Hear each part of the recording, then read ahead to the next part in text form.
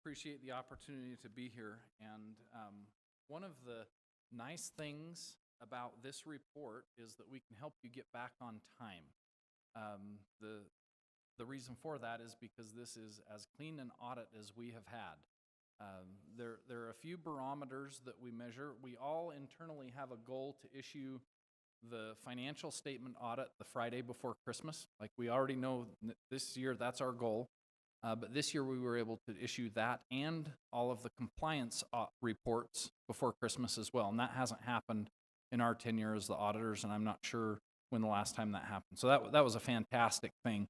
A lot of credit goes to the city's financial team. They operated very, very well, efficiently, were very responsive to all of our needs, which are great. On top of their full-time jobs, they get to take care of us as well. So what we'd like to do is just cover some required communications from the audit standards, go through that quickly. I'll talk about the financial audit report, and then Mike will talk about the compliance reporting that we do. So we are, as we've talked about in past meetings, and there are a few new faces, the deliverable is this. I'm embarrassed to say how well I can turn to any page in this after 6 months of working on it, but it's a great document of which we own 2 pages. The financial statements are management's responsibility, and our responsibility as auditors is to design and execute an audit plan that allows us to issue audit opinions on the various opinion units within the financial statements. We are giving a clean opinion once again. Not only are we giving a clean opinion, but we didn't have any findings as far as material adjustments or errors that we noted that rise to the level of needing to bring it before the council. So that's a great tip of our hat to management and their efforts. There were no major difficulties, no disagreements with management. We're also, there can be at times adjustments that are below a materiality threshold, and we're required to communicate those to you. We didn't have any of those either that were not material to the financial statements but still warranted your consideration. None of those. Again, confirming the value that we bring as far as an independent voice. We are, in fact, independent with regards to the city, in accordance with the AICPA standards and common sense standards as well. We make sure to protect that independence. So with that, I'll let Mike talk about compliance reporting. I'll just segue on the independence comment. We do follow an additional set of audit standards referred to as government auditing standards. State statute requires that any audit of a local government in the state of Utah be performed under this additional set of standards. They're established by the Government Accountability Office at the federal level. They also have independence requirements, and we're independent of the city under that set of standards as well. So in the compliance document that we've issued, there are 3 different reports. One of those is that report under government auditing standards. So that set of standards requires an additional report. It is referred to and referenced in the main auditor's report in the CAFR, but it's in that other document with the compliance report. That requires that we comment a little bit on internal controls and compliance and other matters. So if we had had any internal control findings this year, they would have been communicated in that report as they have been in the that report this year is unmodified, and there is no reference to any findings in that report. The second report in that document is the state compliance report. Our state auditors have published a state audit compliance guide with compliance requirements and compliance issues that they are concerned about at the local government level. We did a compliance audit in accordance with that audit guide and issued that state compliance report.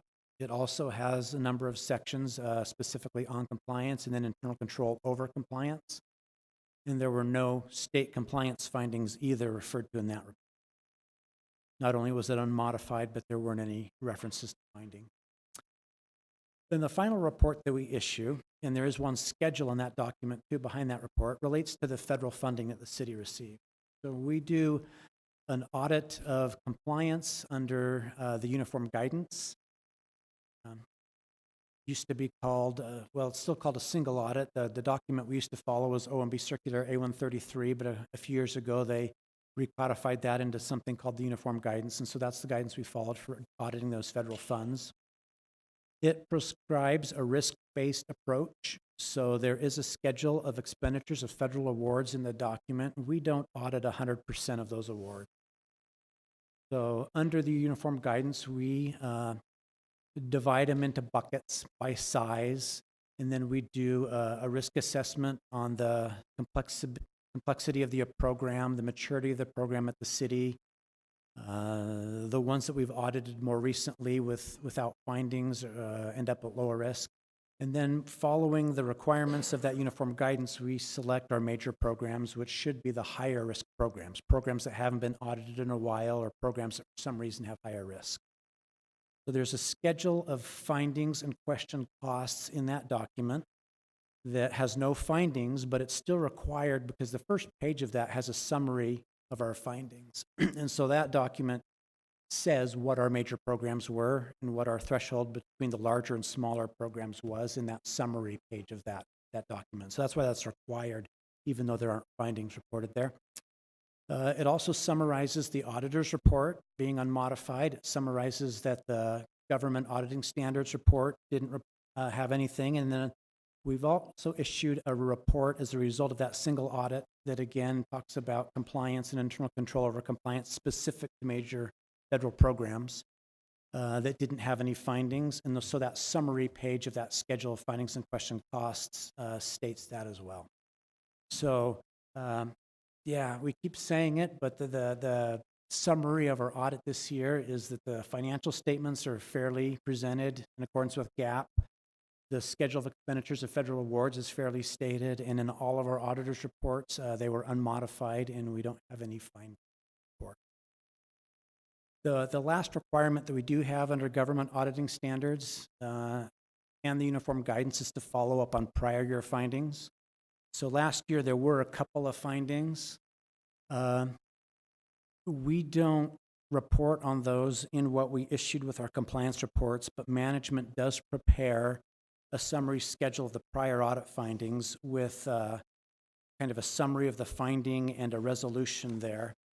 We have some responsibility to go through and make sure that what they've reported in regards to the resolution is correct. But the two findings that we had for the year ended June 30, 2017 have both been remediated. And so in management's summary schedule that has been filed, uploaded to the federal government with a single audit data collection form that's required, demonstrates that those have been remediated. So that's the last thing we need to communicate. Would be happy to answer any questions now that you might have.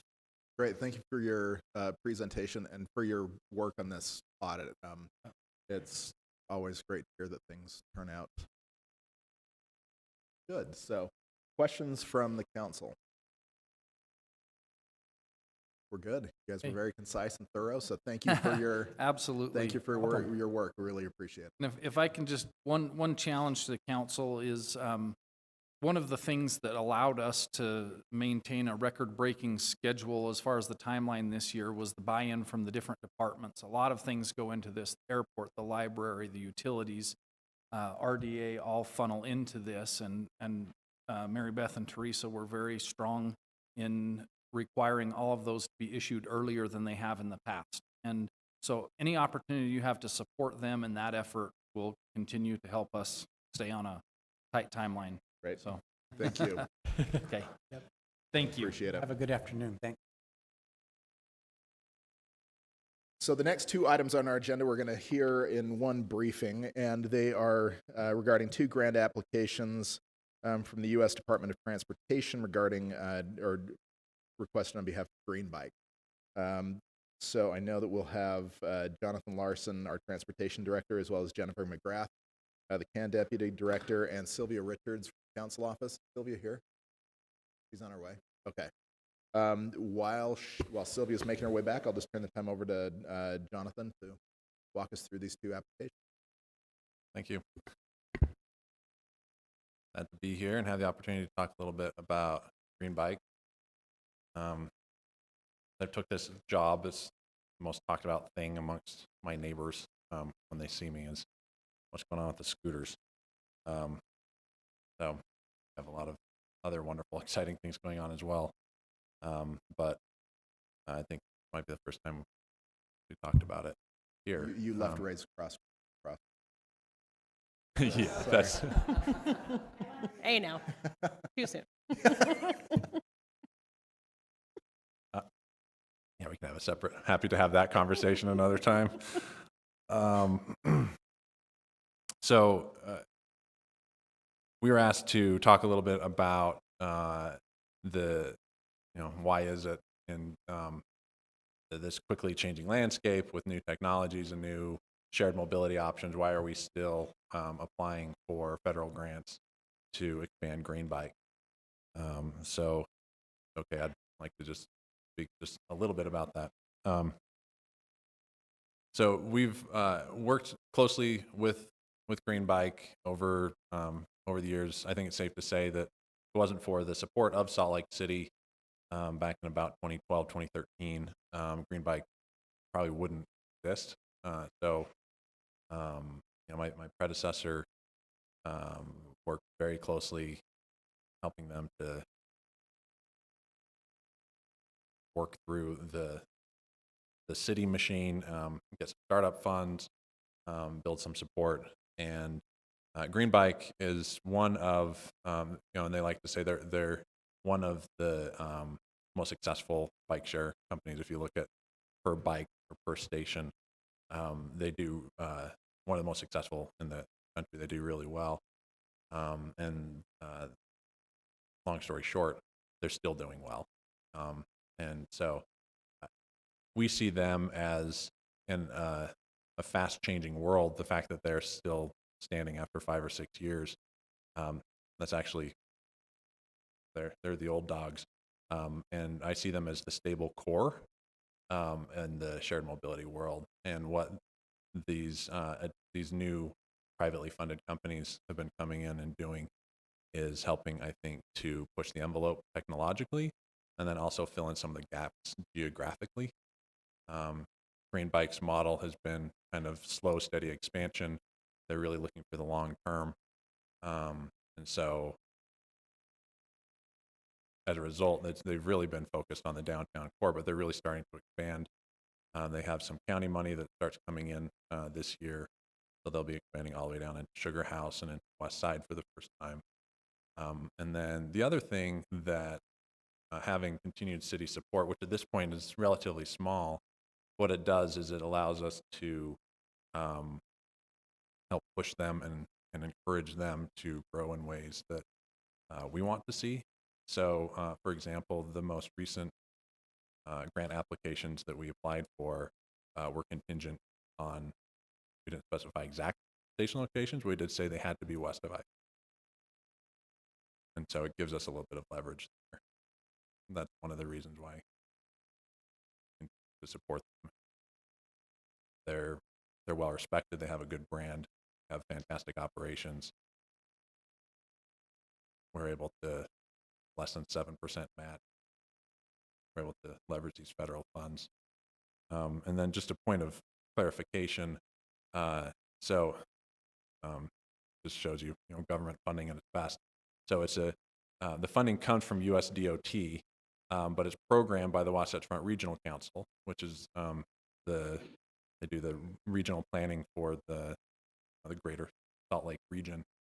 So they decide how the funds are spent, but then once they decide how the funds are spent, then UDOT administers the fund. So hard to come up with something more complicated, but it seems to work. I think that's, just for all of you or anyone else listening, why, maybe it'd be confusing. We get all these WFRC grants or USDOT grants or UDOT grants. Either way, I guess you're all correct. Right. Councilmember Mend. I saw you move your mic. I just wanted to say two things. One is that I think it's wonderful to get our hands on SMAC dollars when we can. Congestion mitigation, air quality federal dollars are not always around for us. Anytime we can find a way to get those dollars, leveraging our dollars, it's a really exciting thing. But second thing, I wanted to ask you to talk a bit about the difference in, let me rephrase. I see a different way that, or the mission of Green Bike versus of doc business. And I think that the mission of Green Bike, part of the reason that tax dollars. So I wondered if you could talk a bit about, started with bike, then you went to dockless scooters. I think there is some conflation, confusion about if that's happening, then why are we doing the mission? Comment on that. Yeah, absolutely, and I appreciate that opportunity. So Green Bike is a nonprofit.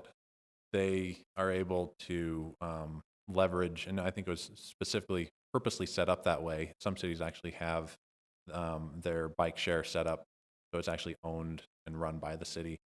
But as a nonprofit, they've actually been able to do a tremendous job of leveraging private dollars. So they have their marquee sponsor, Select Health, and then they also have station sponsors.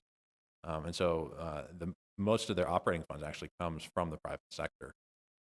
But as a nonprofit, they're able to just focus exclusively on basically helping people get around Salt Lake City without a car, particularly kind of the core of Salt Lake City. And they do a great job of that. But that also means, since they're not driven by profit, they're able to do things like provide discounted annual membership. So Salt Lake City employees were able to get that as Salt Lake City benefit, but then there's also a lot of other large employers like Goldman Sachs or the LDS Church that pretty much all their employees have access for like half price annual membership. So you're talking $35, and so you have for the entire year, so you can ride again and again. We have employees. I have actually 2 employees that use Green Bike for their daily commute. So I think it worked out to be pennies per ride, and that's, you think about the air quality benefits and the health benefits of riding a bike instead of driving a car. So then it also, I think, provides a certain level of stability in a very fast-moving, fast-changing world. And then, but I don't think that they're the be-all, end-all. I do think that there is a place for some of these venture capital-driven companies to be in our city and in the market. But again, they're funded by, most of them, by venture capital dollars, so they expect a pretty high return on investment.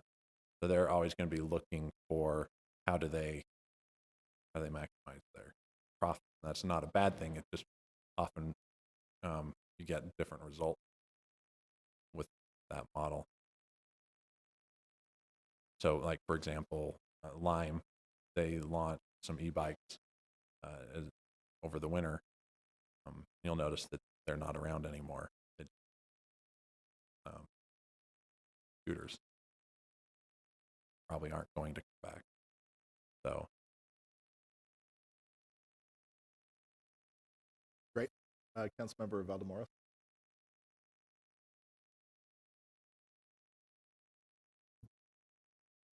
How are you guys? Maybe I'm late to the party, but and you probably maybe answer this before. I love the green bike. I use it, live downtown, be convenient, and looking at the app station. But I just anecdote say we did take the green bike over North Temple because I wanted to show him where I work, what I was doing at town, and the 30-minute maximum that you need to stock.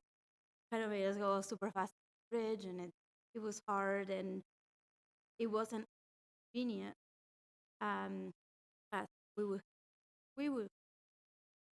But I think having that said, it to me brought more questions. Seeing the amount that we're requesting, that this needs to be expanded even more than or the corals is for. I feel like I haven't read anything that is very clear where else are going. But if we think this is beneficial to the city, we're gonna support this program here where else they're gonna be going and benefiting. Do we have a map that or anything that says, hey, we're gonna put 3 here, 4 here, 20 here, and have anything like that? I didn't see it. I didn't see any. Yeah, we didn't include anything like that in in this packet, but that is something that they have available and that they've shared with their board. And they will be, I think, nearly doubling in size over the next 2 or 3 years. So that does include several stations west of I-15 and then expanding down south toward Sugar House. And so I think one of their biggest challenges is the operating money. So they're having the system just near the downtown, I think, really been great for them as during their startup time to be able to really efficient to operate and manage. But it's time to start expanding. And so, like I mentioned, the applications that we've applied for this year, actually, we've made a contingent on the expansion being applied. So that we're going to continue to push them. Yeah, so we'll continue to. In the West? Well, we don't want to necessarily micromanage the exact locations, but we did. So that's, I guess, to be determined. But there are, with existing funding sources that are coming online, they will be rolling out some stations. I'm not sure the exact locations, but those are you could probably get correct. Also, happy to share that. They do come to us through the permitting process when they've decided where those locations are for our approval. So we do see those before they happen, and we have an opportunity to comment on those. So for the purpose of the application itself, we said they must be west of I-15. And then when they see if they get that money and how much that is, they'll come back to us with specific site locations, and we'll do a review of that through the process for approving the permit. Another question that I have, and again, I think I'm late to the party, but these amounts are really high, and I'm not excited if we can get them. But it was my understanding that the grant writing process being done by Salt Lake City staff. And we're basically funding the grant writer for a program that, it's a nonprofit, but it's not. Our Right. questions still need to. We're funding the grant portion, the grant writing portion, and we're also funding the match. So do we have a figure on how much staff time is taking us to write these grants, to manage? Because if it's federal money, there is requirements that somebody needs to be managing funds. Yeah, I don't have an exact number on that.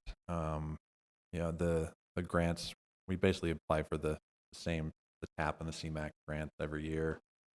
So as far as staff time on that, it's probably less than 20 hours total, I would guess. Pretty minimal because it's updating basically the same application year over year, changing some numbers and a little bit of language, but the basic application, we don't have to re.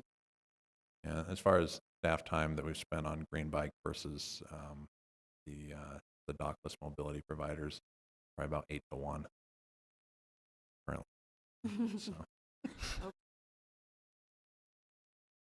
No, probably about 8 times more Yeah, time 1 to on 8. the dockless mobility. Councilor Barad. Hello? Just making sure this is on. Hello. Okay. My question for you is, what are other cities currently doing that our green bike share isn't doing? I know that there's a lot of disruptive technology out there that's out there with this type of program that currently our green bike is not doing.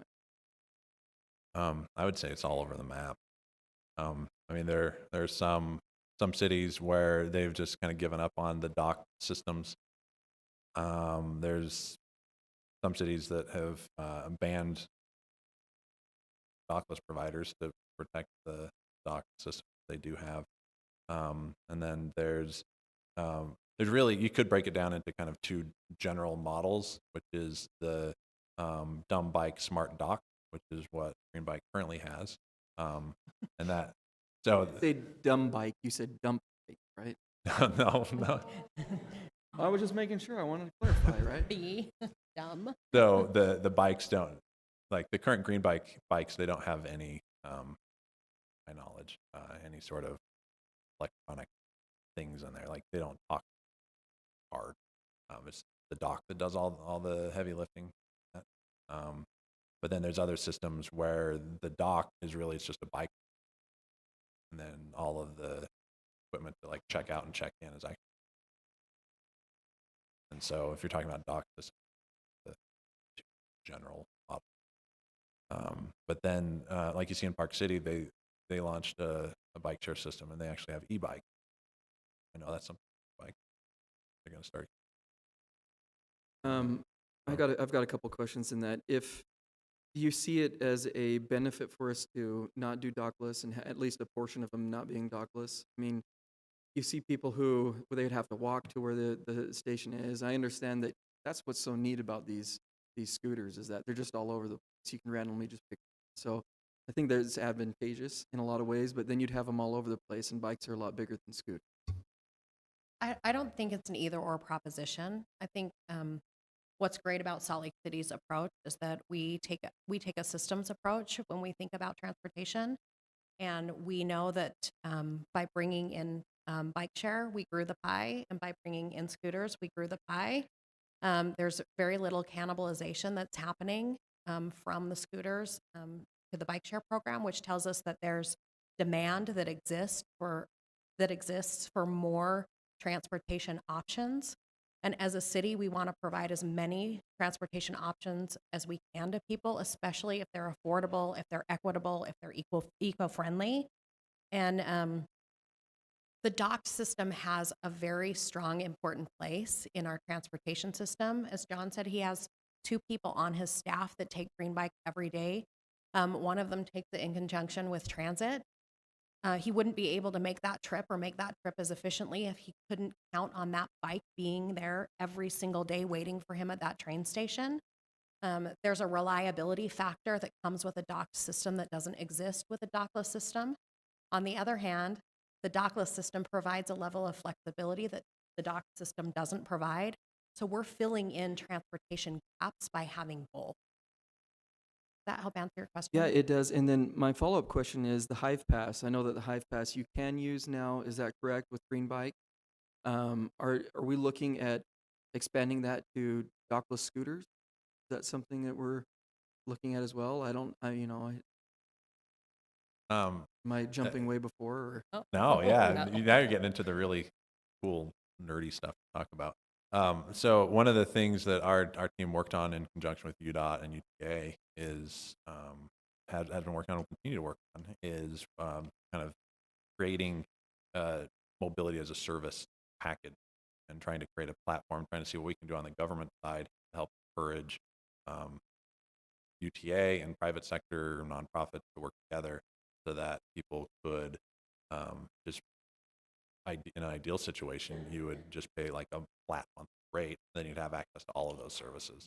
And that could lift Ubers of the world as well as Limes, Bird, and transit, of course, would be kind of really the backbone to make it work.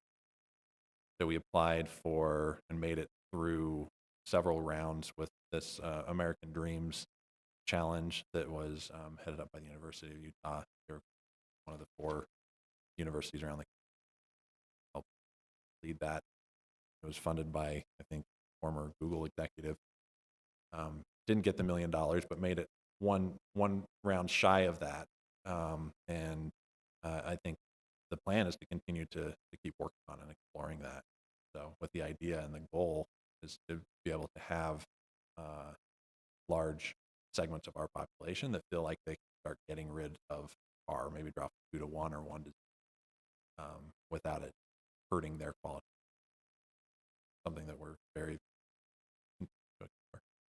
That's great to hear. I love the Hive Pass program, and your team is great at it. So Thank you. kudos to them and how they've done it. My couple of follow-up questions are in regards to service outcomes and what you see as successes, right? I know that the green bike goes to 9th West, at least for District 1 is 9th West, North Temple, and it says it goes up to 6 North, but there's no stations up to 6 North. So any idea how far west and how far north they're looking at expanding at least their boundaries? I think, And I guess that would go to District 2 as well, and figuring out how far west and south that goes. sure, yeah. I think it's one of those things that it'll just continue to grow and expand, as well as fill in the stations, have more dense network. You really need both. And I would like to see it for years to come, better every year. So I couldn't. And then measure of successes for green bike, at least from the city perspective. I think the equity issue is big, is continuing to more areas, but then the so Ridership. Ridership. Or are you just looking at, I mean, if you think about it, are you thinking about Hive Pass, the amount of Hive Passes as well annually, using that if it's tied to green bike? I mean, you'll see that spike as well, right? yeah, I mean, we want to keep looking at every way possible to look at how it's performing, try and improve all of.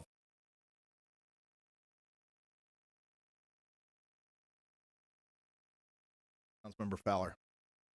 I was just, wasn't going to ask anything, but you sparked a thought in my head, James, is that as we're, and you may have answered this and I may not have been paying attention, sorry. But as we're looking at expanding our transportation, I know you said that you don't want to micromanage or mandate where green bike dock stations go, but is there any sort of overarching, like, maybe not a policy question, but suggestion that the docks go near some of our bus stations and or track stations, and especially as we continue expanding to the west side? Yes, this is something that John and I have talked about a couple of times recently, that as a sponsor and a supporter of Green Bike, we have an ability to work more closely with them on determinations for station locations. And especially now, as we're about to invest in our frequent transit network, I'd like to take a more data-driven approach in terms of expansion, and have our team working with their team to do an analysis, not just looking at the frequent transit network, but also looking at the heat maps for the scooter companies, looking at the ridership for Green Bike, and do a data-driven analysis of which modes function best where, and then support station expansion in places where we think Green Bike is likely to be the most successful, especially as a connection to our frequent transit network. So it's my intention that going forward, we're going to take a different approach when it comes to correct. And as I mentioned earlier, we will have an opportunity once a determination is made about funding to help set where some of those station locations go this year. But in the future, I'd like us to be more proactive in going to Green Bike to say, these are the locations that we want, and then support them in trying to find the funds to support those stations and bring those to fruition. I'll add another cool thing that we've started seeing is housing complexes and affordable housing units that are where the developer is asking for bike station and helping to sponsor that and help that happen. I'd like to see a lot more of that. Yeah, I know that Project Open, they give green bike passes to all of their residents, and I think there's a station nearby over there, if not on it. So that's awesome. Thank you. Councilmember Valdemora. That's awesome that you mentioned that because there's so much affordable housing on North Temple.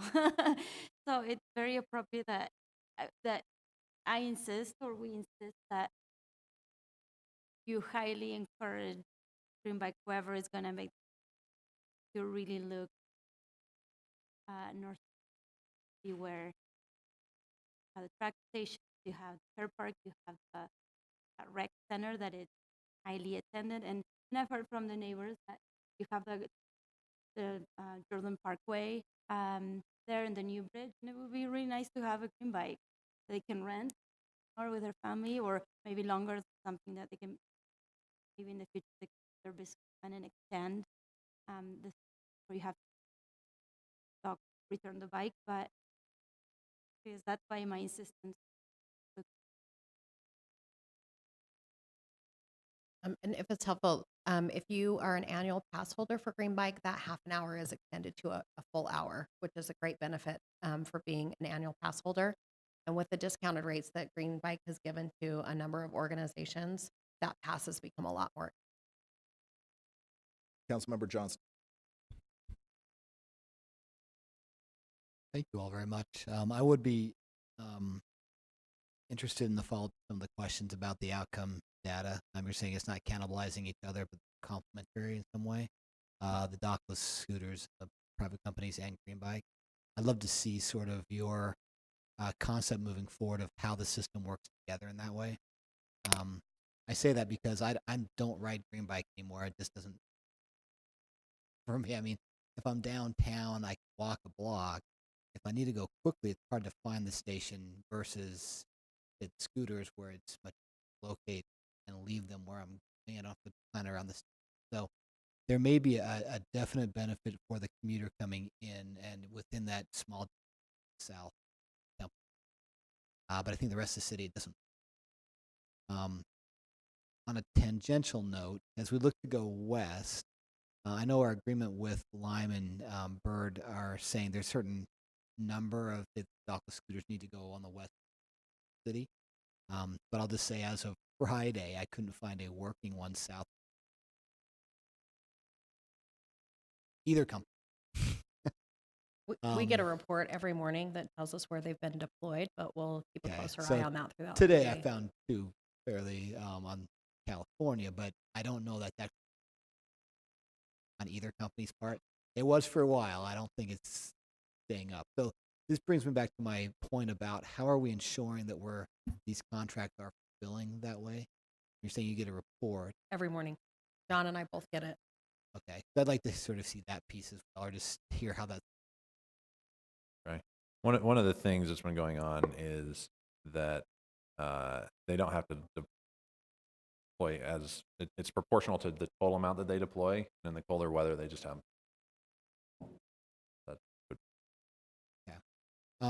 The last question I have is a bigger question. There's some policy questions in there, answer those. But one of them was about what's the Green Bike model going forward with the new market. It works really well, obviously, if you know a lot of people are coming from one place. And I understand why Sugar House and North Temple, at least farther out of North Temple, stay off those kind of things where it works. How does it work long term, though? Is it always going to be dockless? And the bigger question for me I don't think the simple manual bike is going to expand much, right? And it's a cost issue for the other technology. So what is Green Bike 10-year, 5-year plan, 3-year, 2-year plan based on technology growing that to deal with that? I'm talking about the avenues and the hills. I'm talking about just east to west and the gradual slope clear out to 9th. I'm talking about Sugar House, obviously. Major centers for the city. Give me a sense of that. Yeah. What they're talking about is they're going to start experimenting with Green Bike either, I think this year or next, how successful they are in working out some of the kinks operations. And then I think for now the plan is to continue with the docked model and just keep expanding that. But they are talking about doing things like if you're an annual pass holder, maybe you can check out a bike 12 hours. So for now, those are things that they're talking. But I think it's a continual conversation that I think I want to have, and I think that we need to have. And you know, as things continue to change and adapt, I think one of the benefits of having some of these private sector companies come in is it helps show, you know, using outside money, you can see what works and what doesn't work. So, like for example, the dockless, just regular bikes. I mean, that came and went within like 18 months nationwide, and it's gone. That was kind of, e-scooters seem to have a little bit more staying power. It'll be interesting. That work. What's the current annual price for a green bike? Non-subsidized by an Exactly. Sure. employer? Under 80.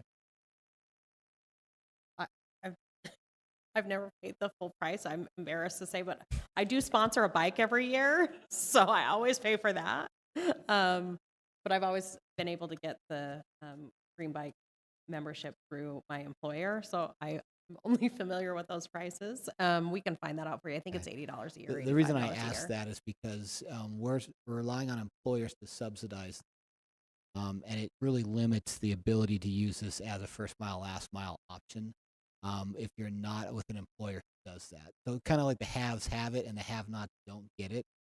Does that make sense in some ways? Yeah, I do want to mention, I met with Select Health, who's their title sponsor recently, and as part of their renewal of their agreement with Green Bike, they're talking not only about West Side expansion, but also about an equity program that they're insisting on seeing with Green Bike. I don't know what that will look like specifically, but that is a request that's coming from their title sponsor. Okay. And so I anticipate seeing something on that in the near future. There are equity programs that the other companies have available as well. And I think in terms of e-bikes, I think we have some leverage on both sides. We can continue to work with Green Bike to encourage that. And I think, you know, any encouragement from the council to their board is also helpful to help push them in that direction. We can also work with, for example, I've said to Lime, I want you to try the e-bikes again in the spring. I don't think that launching the e-bikes at the beginning of winter really gives us a good sense of whether or not they're going to be successful. Another component of that is the University of Utah and how they decide to move forward to allow micromobility on the campus or not. That's going to have a big impact. But I think we have a lot of different levers that we can pull, and we'll continue to do that to make sure that we're constantly evaluating and tweaking the system to get the best options for the people of Salt Lake City. Okay. So thank you very much again. I don't mean to bag it all on the system, critiquing it from another perspective. I think that's healthy. But yeah, I know that if you're downtown working at a job downtown where it's very defined, it may work. But I don't think it's working I don't think it's filling that niche. And maybe we're not supposed to fill that niche with Green Bike, frankly, and that's okay. I'd just like to maybe identify a little more fully. We're subsidizing Green Bike as a city amenity, particularly downtown, to help congestion and mobility there for a certain population. Try that work. But I'd like to talk a little more about Green Bike. Probably, I'm just guessing on a dock station, it's probably not going to be the first mile, last mile for most residents. And as long as we're clear, sort of, maybe about that. Maybe that's just me saying that. I think the system can work for everybody. About how they can partner with other mobility providers and find the areas where they're very successful, and we can support them in doing that, and then we can help support others in filling those gaps where Green Bike maybe doesn't make much sense.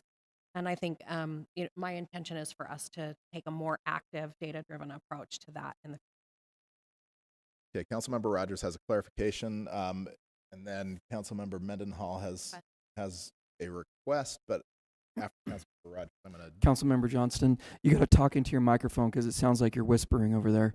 But you are spot on, close. It's $75 for an annual pass, and it is $56 for a discounted rate. Thank you for just answering that question Yes, for us. I thought it was We don't have to important that come if in. anyone's following along, they could get the real price. So good job. Councilmember Mendenhall. I just wanted to notice the great staff report that Sylvia did for us and mention that there's a lot of questions in there that really aren't for you. They're for Green Bike. And we've asked some of those questions today. So I wanted to request of our chair and vice chair that we might have the chance sometime to get Green Bike in front of us. And if you can join them, I know it's not appropriate during a grant request to have that requestee that's not part of the city in front of us, but I think there's a big conversation and some information that we'd love to have. Thank you, Councilmember Mendenhall, and that is a fair request that we can work schedule. I was thinking about, possibly accusing Councilmember Johnston of sneaking a peek at my notes because he answered many of the questions that I had, except for I didn't write them down. So unless you're reading my mind, we're eerily on the same page on this one. I've raised some questions before with Green Bike, not necessarily with the city, just about what the future plans are for the event. One of the things that we talk about regularly is the importance of first mile, last mile. You've addressed that a little bit here. And Green Bike has always been pitched to the city as one of the solutions for that. Not the only solution, but one of them. The concern that I've traditionally had with Green Bike is that it tends to serve an area that is already well served by regular public transit. So when we look at areas outside of those geographic areas, primarily the west side, which you're addressing, but also the east side,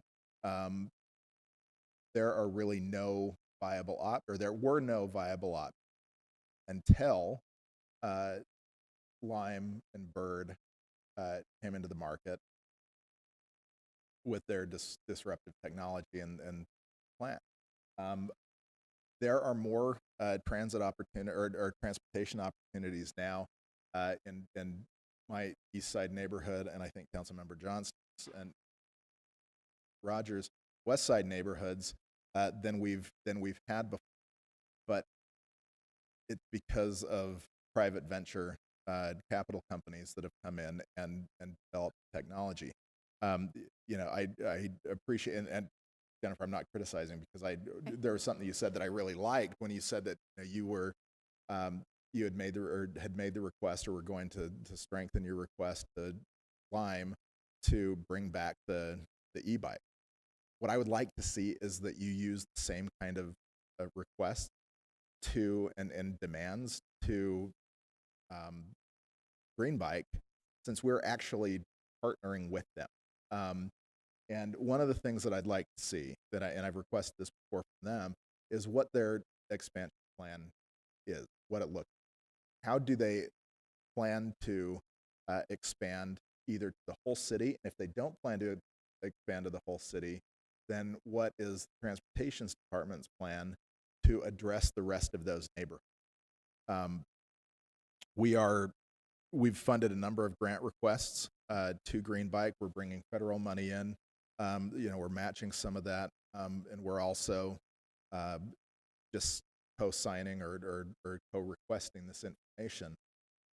What else could we be doing with that money to address citywide transportation needs? We now have a model in place that we did not have previously, where we can fund specific bus routes with UTA through our unique agreement that we've developed with them, and that your departments have been fantastic working with.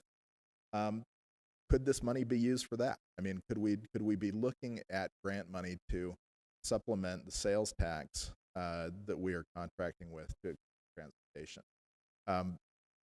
Again, I don't mean to criticize Green Bike. I think it's a great option. I share some of the concerns with my colleagues that it may be a somewhat outdated model. Still works. I'm not, it being outdated doesn't still have a VCR that I regularly use it. So it still has a function. It still has a purpose. But I would like to. One of the questions that I would ask Greenbike when they come here is, not only what is the plan for looking at citywide transportation needs, but what are the other ideas to expand into different modes of transportation? Dockless bikes are great, but there's a lot of history, a lot of case study now that they can look at potentially expanding into the scooters or expanding into e-bike or other dockless technology. As part of our relationship with Greenbike, I would hope that we as a city encourage them to be more innovative, to look at different ways of serving more people. I agree with Councilmember Johnston that I think they're probably maxed out with where they are. We're going to have to, they need to look at adapting.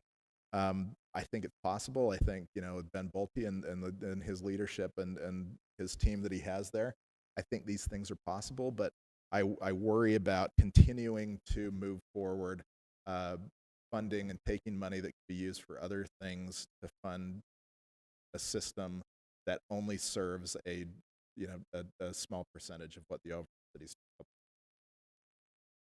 So I guess it was more of a comment than a question. So, Mr. Chair, yes, Councilmember can you hear me? Rogers. Can you hear Just me, kidding. Mr. Rogers? Councilmember All right, thank you. Johnston.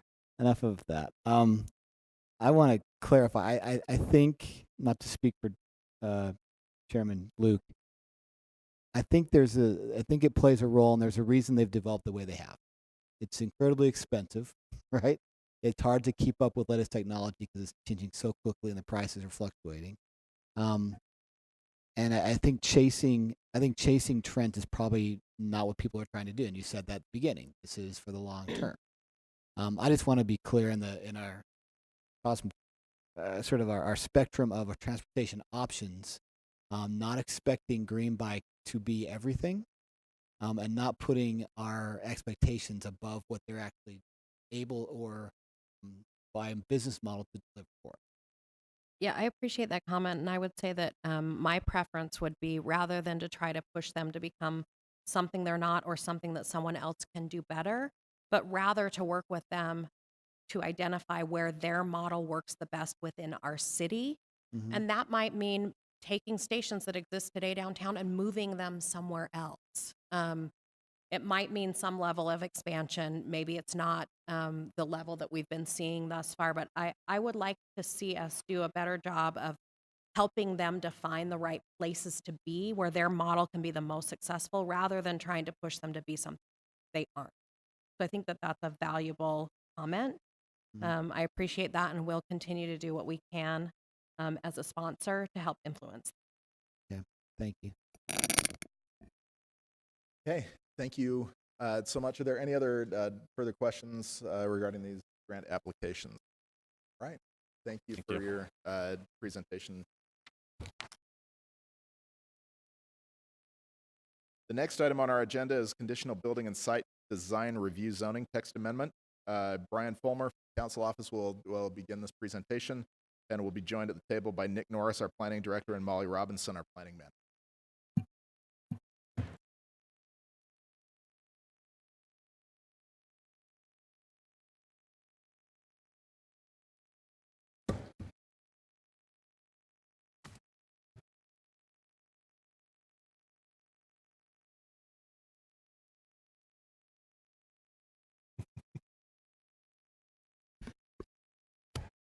Good afternoon. I'm really excited about this one. I knew you would be. In 2015, the City Council approved a legislative action requesting review of the conditional building and site design review process. And the Planning Division evaluated the process and now has some proposed amendments to allow minor changes related to standards and design elements that could be handled administratively rather than reviewed through the Planning Commission.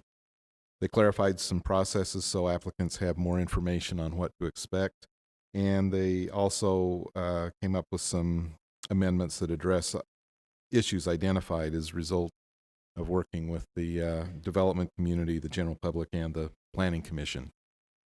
So with that, I'll turn it over to Molly and Nick. So I just wanted to start by reiterating a few things about this. This is an existing process in our ordinance, and we're looking at making some changes based on some of the issues and problems that we've had with this process, and aimed at improving how our processes work, both in terms of community input and for applicants, and also in the amount of time it takes staff to administer these type of things. Just so you're aware, over the last three years, this is one of our applications that has seen the largest increase in total number. I think an increase of about 40%, and it's one of the applications that generally takes up most of our time.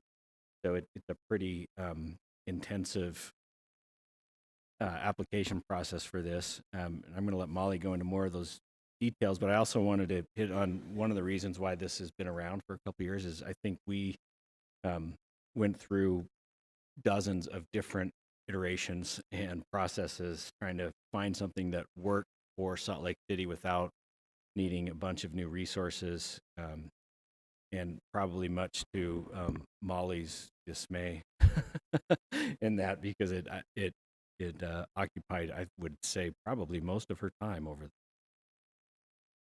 few years. So with that, I'm going to let Molly get into the details of the proposal. Thanks, Nick. So this is a recommendation for adoption that came from the Planning Commission. And as Brian mentioned, this was a request that was initiated by the City Council years ago.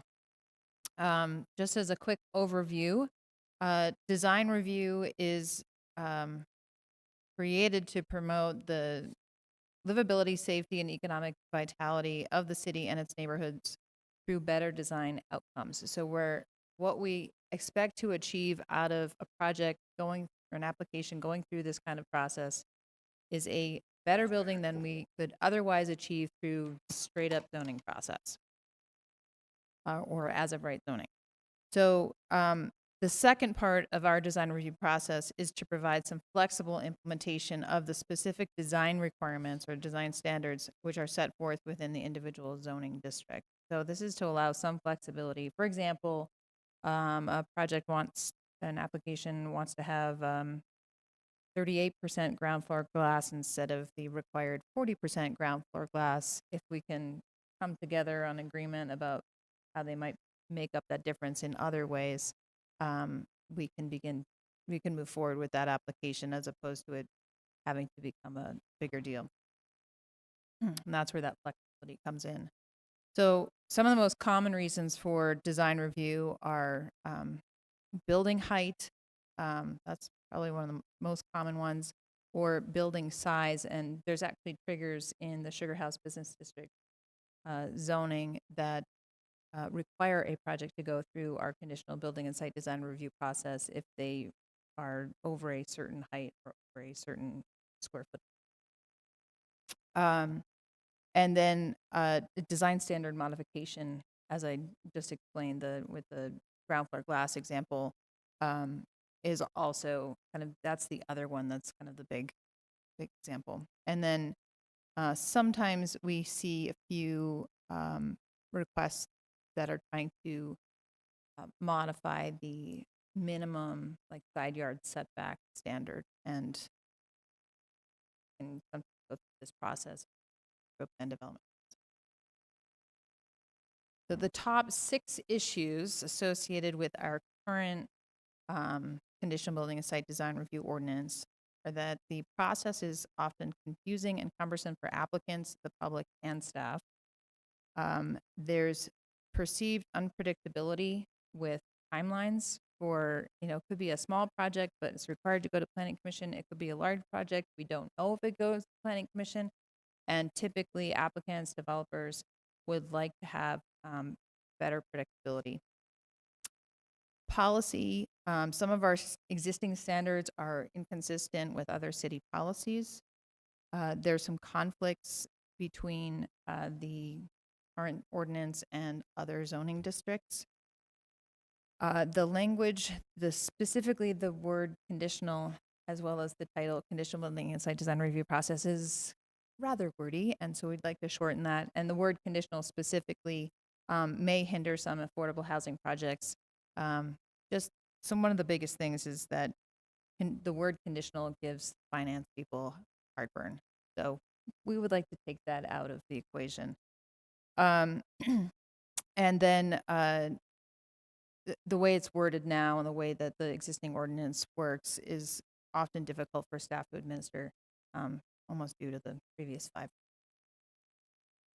5. So I know that there were some questions from council staff about the difference between the administrative versus the planning commission review process and how we determine which projects are eligible for which one. So I'm hopefully going to clarify that for you. Basically, whether a project is eligible for a minor request, there's a table that we included in the proposed ordinance that clarifies exactly which standards we would allow staff to review at the administrative level and approve, or they wouldn't necessarily deny. They would basically kick a project up to the planning commission if they couldn't come to some kind of agreement with an applicant. Molly, which Yes. table are you referring to? It is Or attached? The A?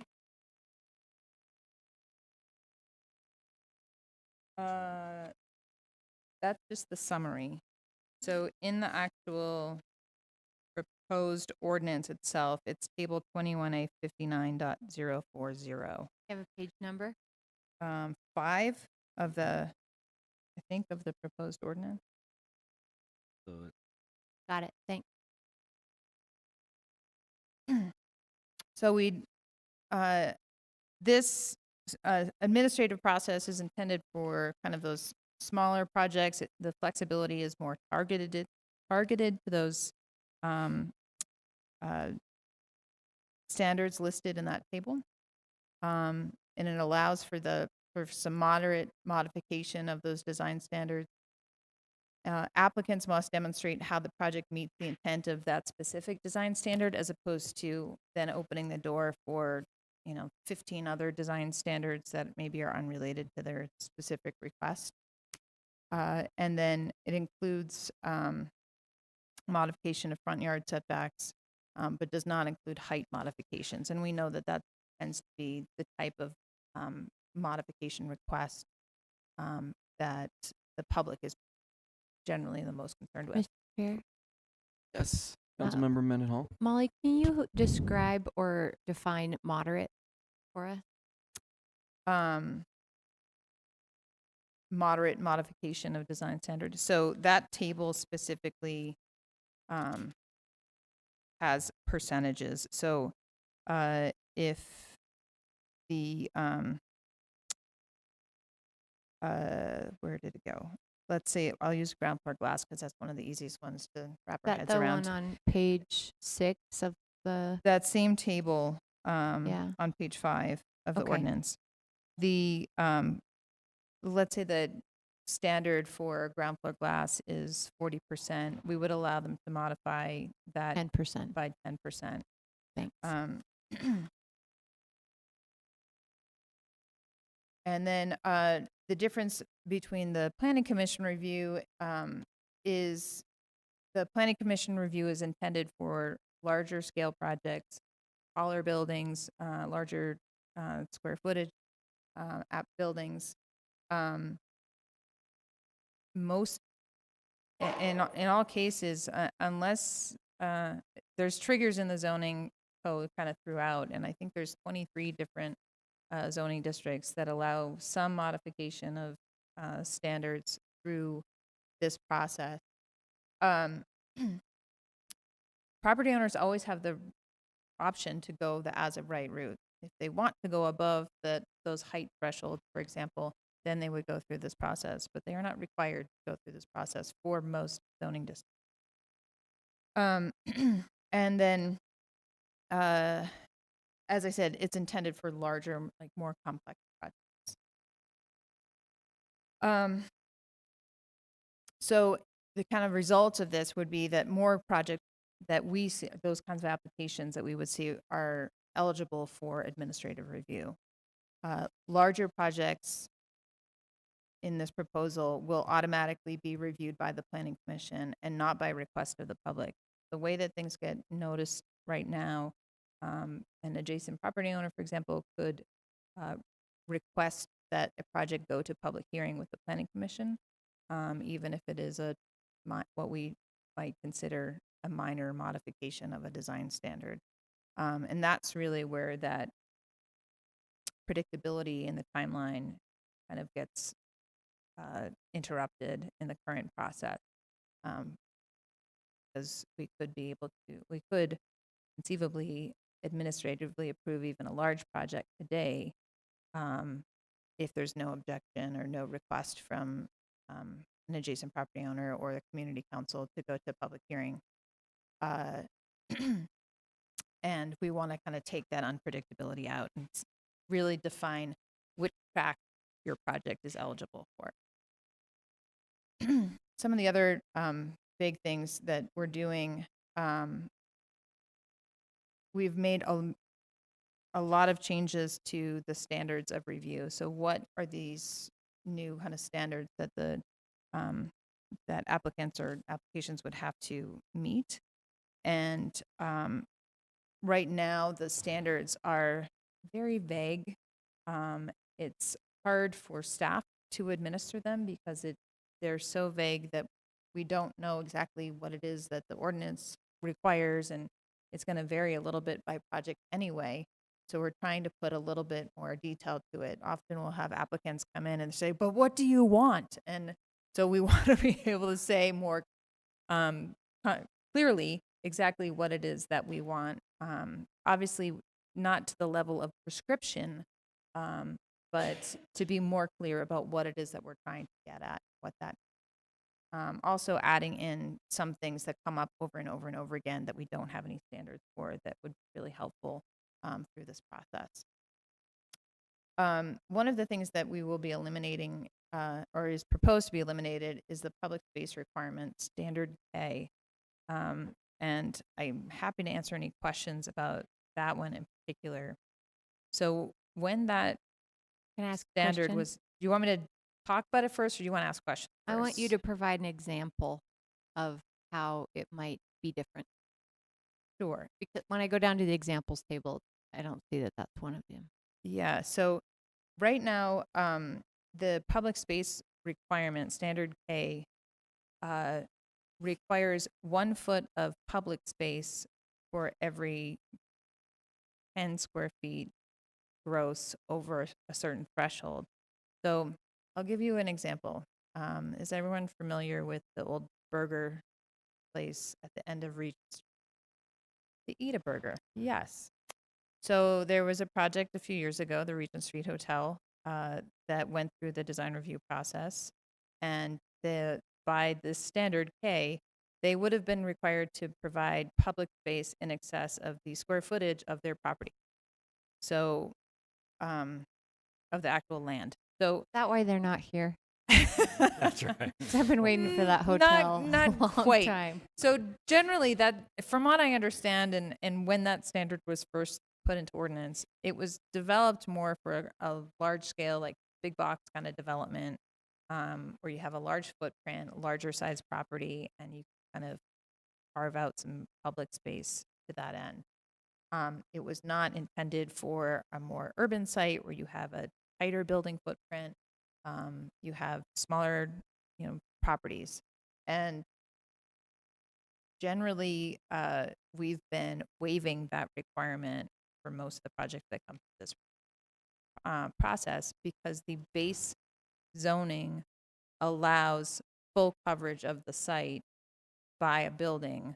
We can't take away that right unless there's some larger, I'm not take away there, not unless, but in some cases, if we're requiring a mid-block walkway, we might be able to do that. But again, like we don't we don't want to take away the entire property and say, oh, the whole building must be on stilts in order to meet this public space requirement, or all of your public space needs to be on your roof, in which case, everyone's got to get up there.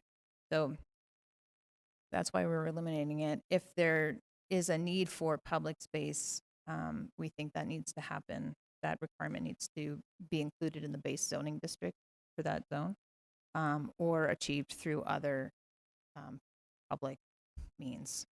Are you talking like a waiver or something like that? You're looking for that public space? Not necessarily a waiver. I think the idea is that we do have some some zoning districts that do require a certain amount of, it's called open space, but it's basically intended for the building occupant. And we think that approach is the right approach to take versus having this blanket statement that doesn't take into the context of the area, the lot, et cetera. That same example that Molly just gave is also right across the street from Gallagher Plaza, where there is a bunch of public space and some outdoor space, and maybe it's not needed as much. So this current regulation that we have really hasn't been very effective, and in fact, it's counterproductive to what it's trying. And so we think that it's a better approach to go back and apply that into base zoning districts when we're updating those districts. So, for example, the Sugar House Business District requires a certain amount of outdoor space for building occupants. The TSA zones do. I think some of RMU zones, CB, but there are a number of zones that do, and so that's kind of we think a better approach to provide, because it also would apply to every development. This only applies to big.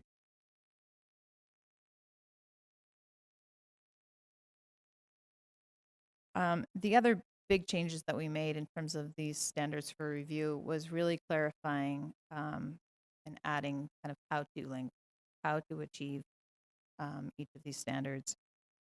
In some cases, providing examples or some more guidance in how to do that, keeping in mind that we want to make sure that it's clear that there's not one answer for each standard.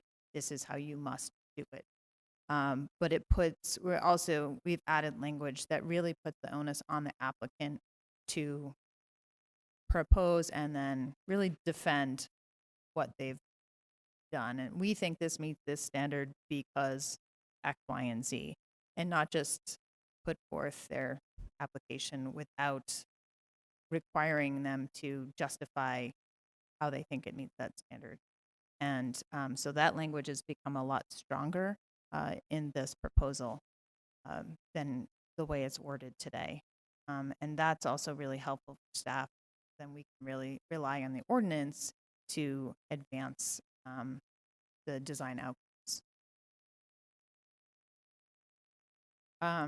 So I've kind of covered, this is a little bit of a summary of what these changes mean for projects and the process. Basically, the idea is the process becomes shorter and simpler for small projects and minor modifications.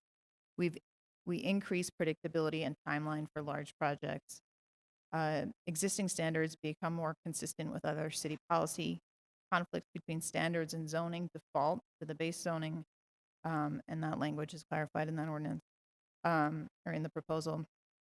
We remove the extraneous conditional from the title, and we include a clear list of what applicants need to provide and what staff and planning look for in their review. The community's response to these changes have generally been supportive. There's some concern about creep wherein design standards, if design standards are consistently overridden over time, if the bar, then becomes lowered too much. And that's why we have that table for the administrative review in particular, that we've tried to limit it.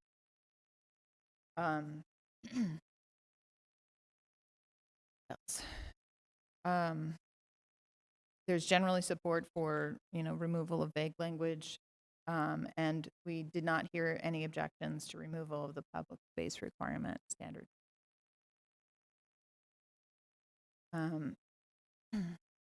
These are just some general discussion questions. Would you If go back wanna to the discuss last them, slide? I can happy to answer any questions. What about going back to the last slide? Yeah. Where it says support, no, it's more specific design standards were requested, which would eliminate reviewer bias but create additional regulation when flexibility may be more appropriate. Yes.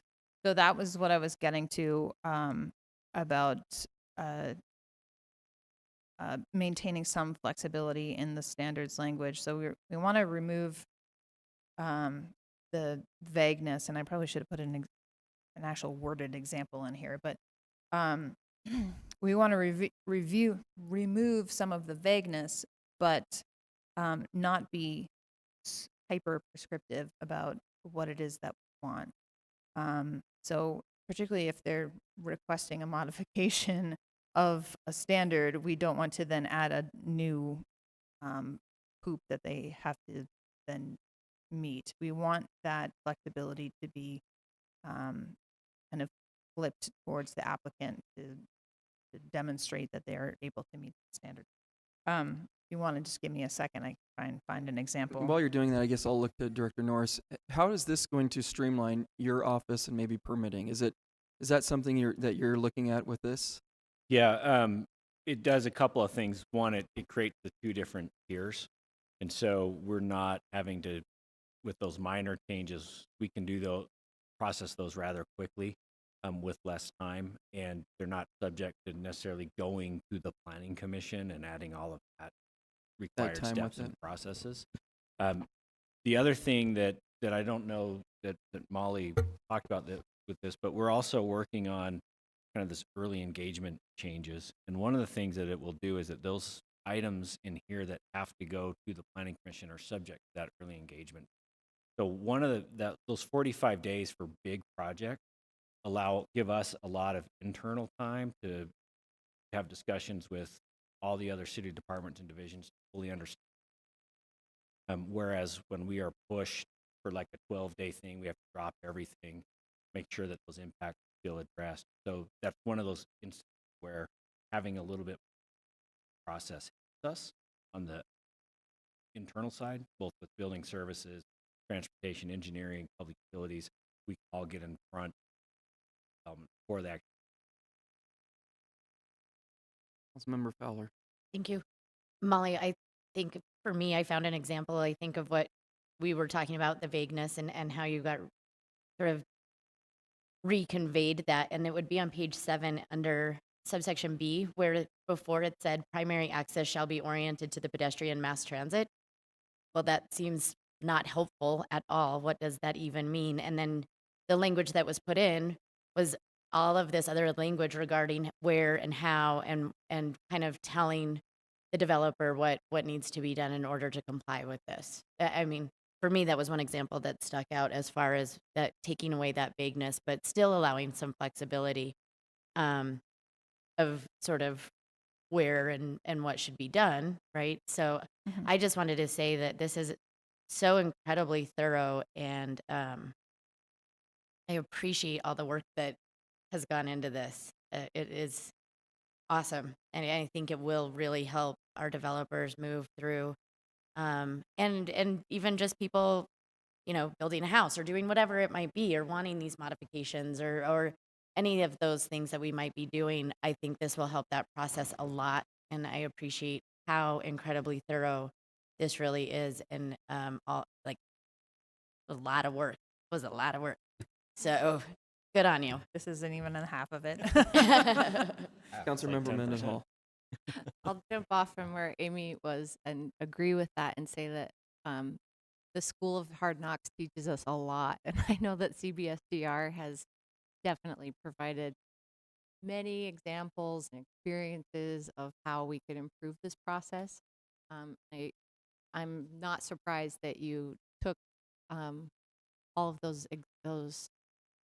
opportunities as opportunities and have transformed it into this proposal before us. I think additional to the development side of things, whether it's a single family home builder or a developer, that it also gives clarity as we refine this to the neighborhood and the community surrounding it.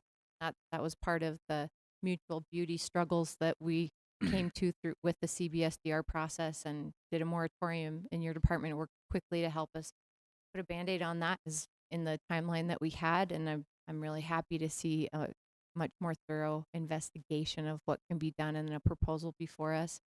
I know that this is probably still going to be a tricky landscape, but this cleanup I think will help a lot, and I'm grateful for the community benefit of this greater clarity, so that when there's a parcel or there's a building that's purchased and things are going to change, that we can better work off of the same page from a community-wide perspective and the property owner developer. You. One of the Councilmember Johnston. I was just going to say, one of the next steps that we'll be doing, if this gets adopted, is to put together a handbook of these different standards with some diagrams that help also illustrate what that means. But we wanted to keep that in similar to how the ADU ordinance is being implemented now. We have, if you haven't seen it, it's a really cool looking handbook. Working with our graphic designer, please go check it out. That's kind of the intent and where we're moving with this. No, I like that a lot. Thank you. To the previous slide, it's the impacts slide. Do you have any sense of how you're going to track the improvements, I guess, in any way? I mean, there's some anecdotal stuff about getting feedback from developers and applicants about previous to this, what it was like, now what it's like, but you've done some of that already. But I'm looking at the question about creep in lowering design standards. Streamlining the process, does that equate to staff time or overall length of time in a process, volume, or any sense of how you're going to track improvements? We haven't gotten that far yet. One of the things that we did as part of this is that we did identify all of the different requests that we've received over the years to see what they are. So we already kind of have a starting point with that. And if our workload allows, we do want to spend more of our staff resource on identifying and monitoring trends so that we don't get so far behind on our ordinance changes, and we can keep up with changing needs of the city and the community. So hopefully that's part of that, but we haven't really figured out that game plan on how to do that with this process. I know this is a massive undertaking, and then to add the ability to track something on top of it, a lot more work. And I don't know, that's within your department or somewhere else helps you do that. I'm very interested in that because I'd love to see us be able to tell the story better. There's a lot of work being done by you, Molly, on this, and there may be some folks who will occasionally say what a better process this is. But there's always going to be the person who's going to take issue with some issue, and that sticks with them for years, no matter how many positive experience they've got. I think a great thing I saw, Mike Rieberg and his team last year brought forth their engineering analysis of the permitting process, length of time it took to get through the process, and their improvement in decreasing that time. It's a lot of work, but it actually tells a very helpful story to the public. Yeah, and we do have that data. Okay. One of the issues that we've identified in tracking that is that so much of our process is dependent on things that are outside of the city. Yeah. So oftentimes we can track things like how quickly we deem an application complete, how quickly we get our first round of comments to applicant, but we can't control how quickly they respond. And so Sure. the easiest thing for us to track is the total approval time. And that's the one thing that trend has shown us is that when we have years where we have very complicated projects, time goes up. When we have years where we have pretty easy project, time goes down. So it's a very hard metric to use to gauge Sure. success. Yeah, and I don't know the metric would be. I mean, there's going to be some anecdotal metrics, obviously. I'm just interested in making sure that your story is told effectively and the efficiencies you're seeking are being communicated to folks who wouldn't necessarily think that they're happening. Sometimes reality doesn't match our perception. I want to make sure perception for the public can match the reality as possible for you all. Thank you. Yeah. Cool. Yeah. Councilmember Fowler. I just downloaded your ADU handbook and it is quite lovely. I take no. Okay. Member Mendenhall. So what's the final title after, if you remove conditional, is it still building site design review process? Just design review. You're removing much more than conditional. Okay, that's good to know. Thank Anyone else? Great. Thank you very much. Thank you. Yep. We are on to item number 6, Homeless Resource Center Small Area Strategies. And my document says Allison Rowland from the city office, the city council office, David Litvack from the mayor's office as the deputy chief of staff, Jennifer McGrath from community and neighborhood, she's the deputy director, as well as Mark Morris, the consultant from VODA. Thanks for being here, Mark. I said thanks for being here. Oh, thanks.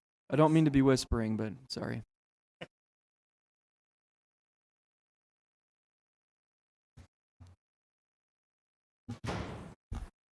So, Mr. Vice Chair, this is an item that is following up on a council intent from FY19, and it's in anticipation of the 2 new homeless resource centers, which are scheduled to open in the next few months. So this will be an update focused on the transit access around the HRC. Take it away, I believe. Hey, great. Well, we really appreciate your time. As was mentioned, we wanted to get in front of the council information about planning around the resource centers. We've got just some brief slides for kind of reference as to the progress so far, the work that we have been doing with stakeholders, community members, many different organizations and groups that are all collectively working on this issue. As you are all very aware, homelessness is kind of at the center of every city. So what we are trying to do at the other end of this is to have some very clear steps, very clear information for the community as well as city staff, decision makers about what are the things that happen over these communities become home to new residents. So, And Mr. Morris, as we start going through the pictures or the slides, I know council members are going to want to have questions, so I'm just going to allow them to jump in and interrupt you, and you're going to be able to answer those questions if that's okay. Yeah, thanks for the warning. Yep. This first slide, these are some draft maps and things for this process to really help communicate the holistic approach that is coming online with the resource center. That there are many groups, there are many stakeholders that are working on this issue. This project really, we sort of talk about everything outside the fence. So inside the fence of the homeless resource centers, there will be all sorts of services and resources that have been dedicated to the new residents of the resource centers to help them to kind of get their lives back on track and into housing and employment. This project really is everything on the outside of that. What sort of additional support will be needed in the community in order to be more effective, be more impactful in the long term with these resource centers? So the map on the right shows the 2 locations of these resource centers. The Women's Resource Center, which will be on 700 South, will be operated by the VOA. The Men's and Women's Resource Center that is on Paramount will be operated by Catholic Community Services. And so we've been coordinating with those 2 groups as well to make sure that that interface between the community and the operator is very flat, is very clear, that the community members know who they need to questions or concerns or issues related to the resource center. So overall, the goal of this project is to develop an action plan for investment improvements that are needed in these 2 neighborhoods. The outcome is to really prioritize city-led investments and to look at who are the partners that need to be collaborated with to find funding for projects, the city is not the only person or entity that needs to be looking at this. I think there's been great progress at the state level for funding for resources to the issue of homelessness. So looking at, there are things that the city can do, there are things that the city cannot do, there are things that the city can kind of encourage other entities to participate to make. So really this plan is to have some kind of prioritized action plan, not committing the city to solve all of this, but to look at what are the things and who are the partnerships that need strengthened, encouraged, cajoled, manipulated, whatever it takes to get what. One concept that we have looked at during this process is the concept of a 20-minute neighborhood. 20-minute neighborhood is really looking at a neighborhood to determine within 20 minutes on foot, on a bike, on transit, very short car trips, can you find the things that you need for your daily. This is a way of looking at, we're not just looking to how do we make the neighborhood, better for homeless residents, but also how do we improve the quality of life for everyone that's in this neighborhood. In a lot of ways, these communities feel like they are being asked to do something that other neighborhoods are not. And so trying to figure out what are things that we can do and invest in collectively that can help improve the neighborhood for everyone. So 20-minute neighborhood, if you look at this, we're talking parks and open space, additional housing choices, better transport, really looking at holistically, what are the needs of the neighborhood? How do we sort of put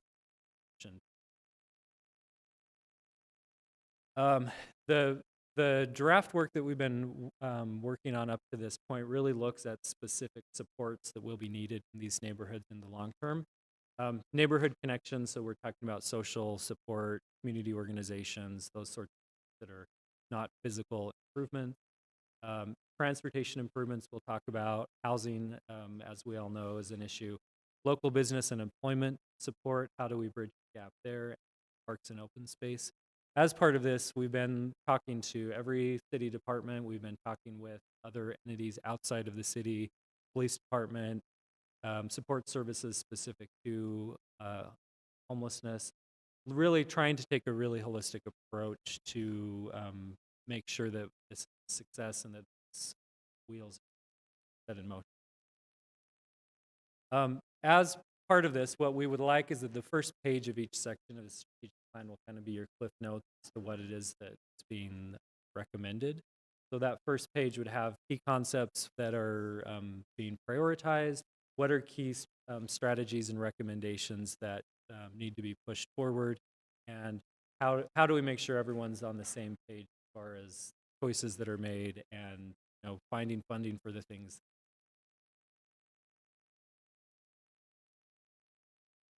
Transportation and transit investment has been an issue for talking about the resource centers for quite some time.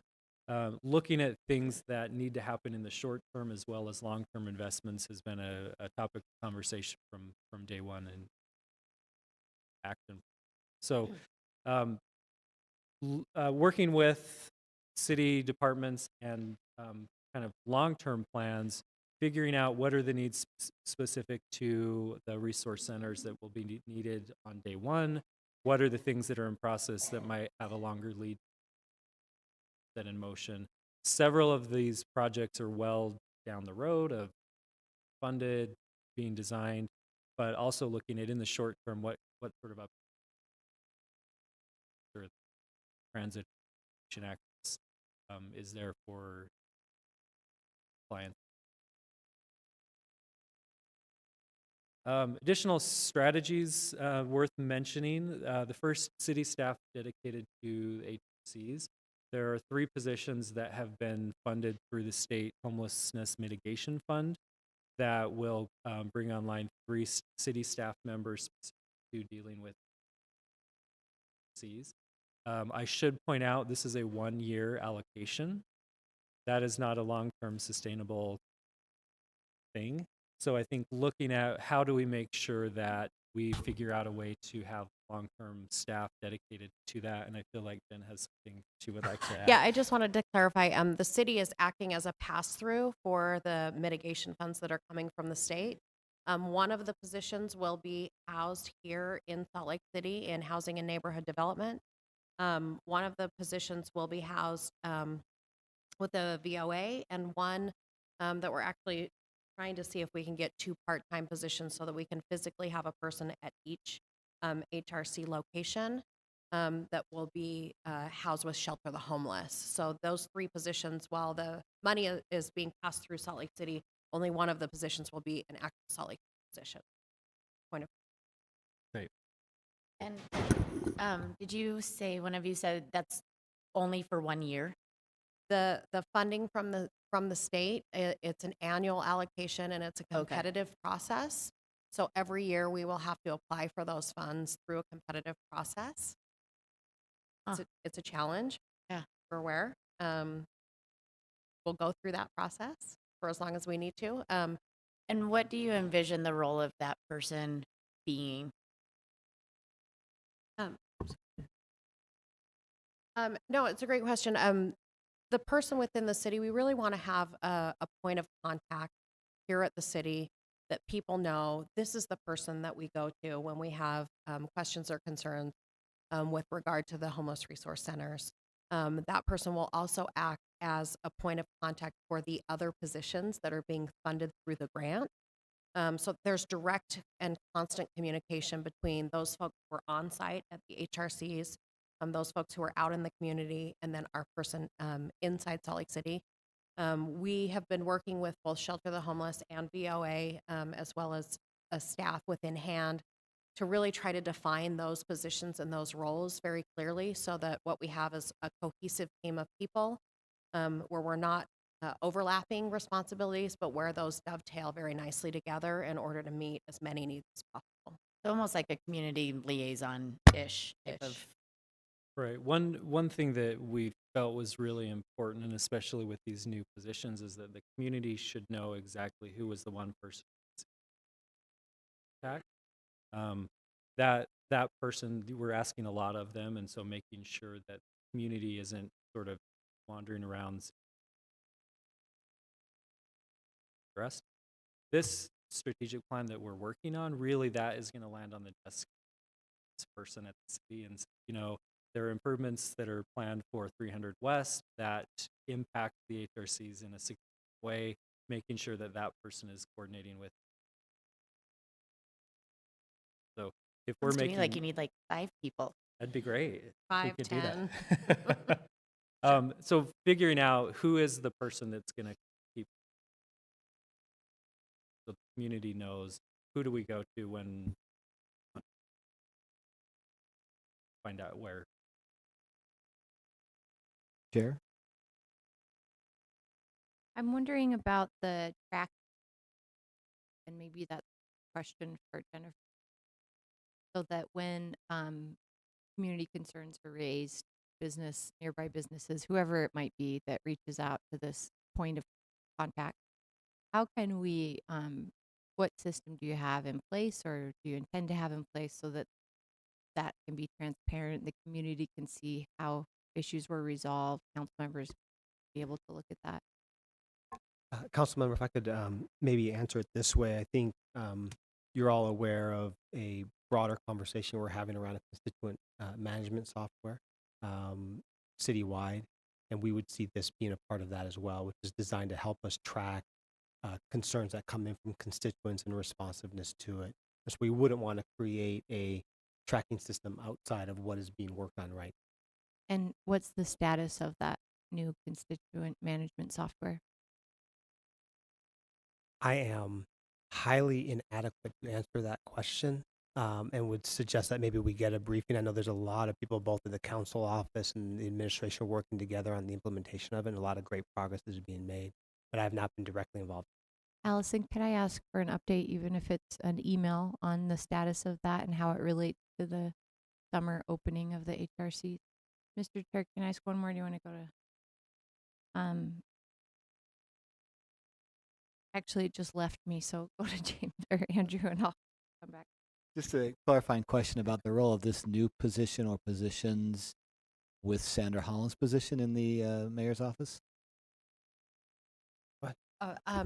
our vision is that Sandra will continue to be our visionary, strategic person as it relates to homeless services and issues around homeless services, and that this person will be more focused on communication with the neighborhood surrounding the HRCs and the people working directly within the HRCs and being sort of the coordinator. This really is going to be their work plan. And so that will be that person's main focus, whereas Sandra's focus is more global and more strategic. If that's helpful. In all honesty, we are still formulating the exact job descriptions, again, to try to make sure that we encompass all of the needs without creating overlap. But we can continue to update you on that.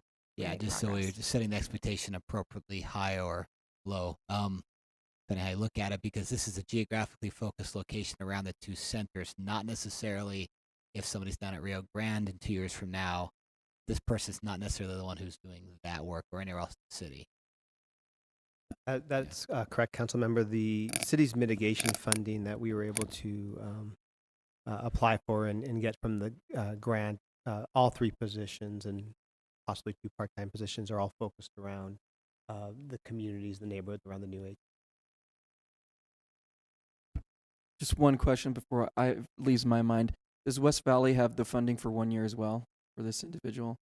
West Valley doesn't have this particular funding. Only cities that were eligible to apply for the funding were Salt Lake City, Midvale, Ogden, the Department of Public Safety, and St. George. And actually, the only 2 cities that did apply were Salt Lake City and Ogden. And Ogden's application was focused on additional police officers. And how's Midvale? 'Cause I understood that Midvale was funding a position off of that money before. Are they funding that differently now? No. So thank you for the question so I can clarify. So the way that the city's mitigation fund works, these are the dollars that are collected from cities other without cities. a qualified homeless shelter across the state. When that funding is received by the state, 60% currently by statute goes to both, 60% of the dollars is divvied up to Midvale and Salt Lake. And the remaining 40%. I'm sorry, why? 60%. Not Why? what, but Oh, why? I don't know the answer to that. 60% goes 60 to Midvale and South Salt 60%, Lake. 60% of the dollars is taken off the top and goes to both Midvale and Salt Lake to support public safety issues.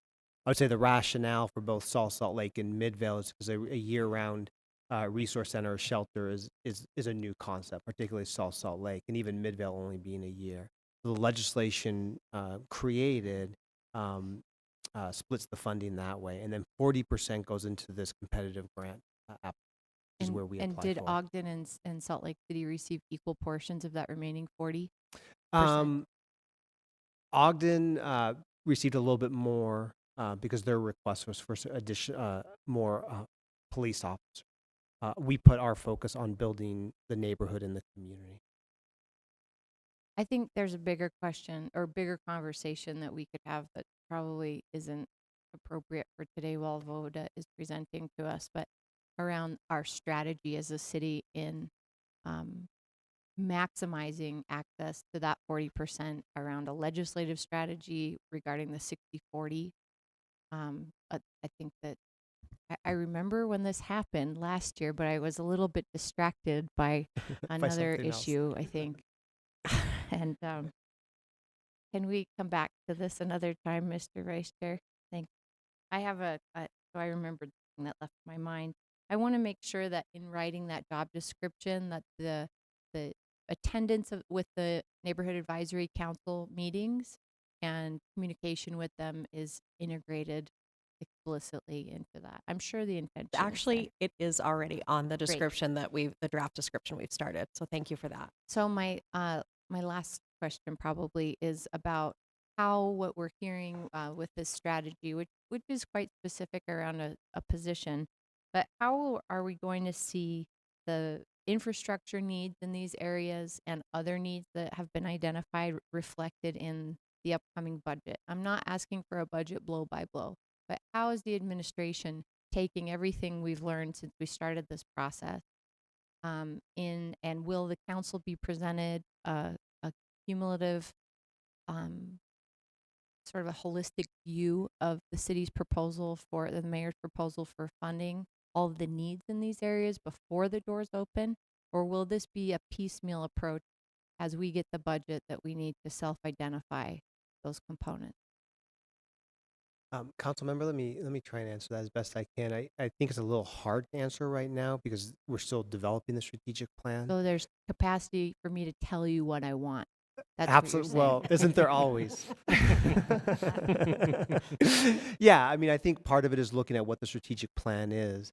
There's lots of budget priorities, and so we would anticipate looking at this from the lens of the budget and moving things forward as we're prepared to talk about. Some of that conversation has already started around transit improvement around the new HRCs, and part of the strategic plan is also looking at what types of investments are already being made by the city, either currently or will be coming in the future. So some of the strategy will not necessarily have a new budget component to it. But once we have the strategic plan, then one of the next steps would be to look at it from a lens of how do we prioritize the budget. So I appreciate that Jennifer McGrath and you have had meetings, one-on-one meetings or small group meetings with me about these questions. But my peers, many of them weren't here when the the site locations were determined.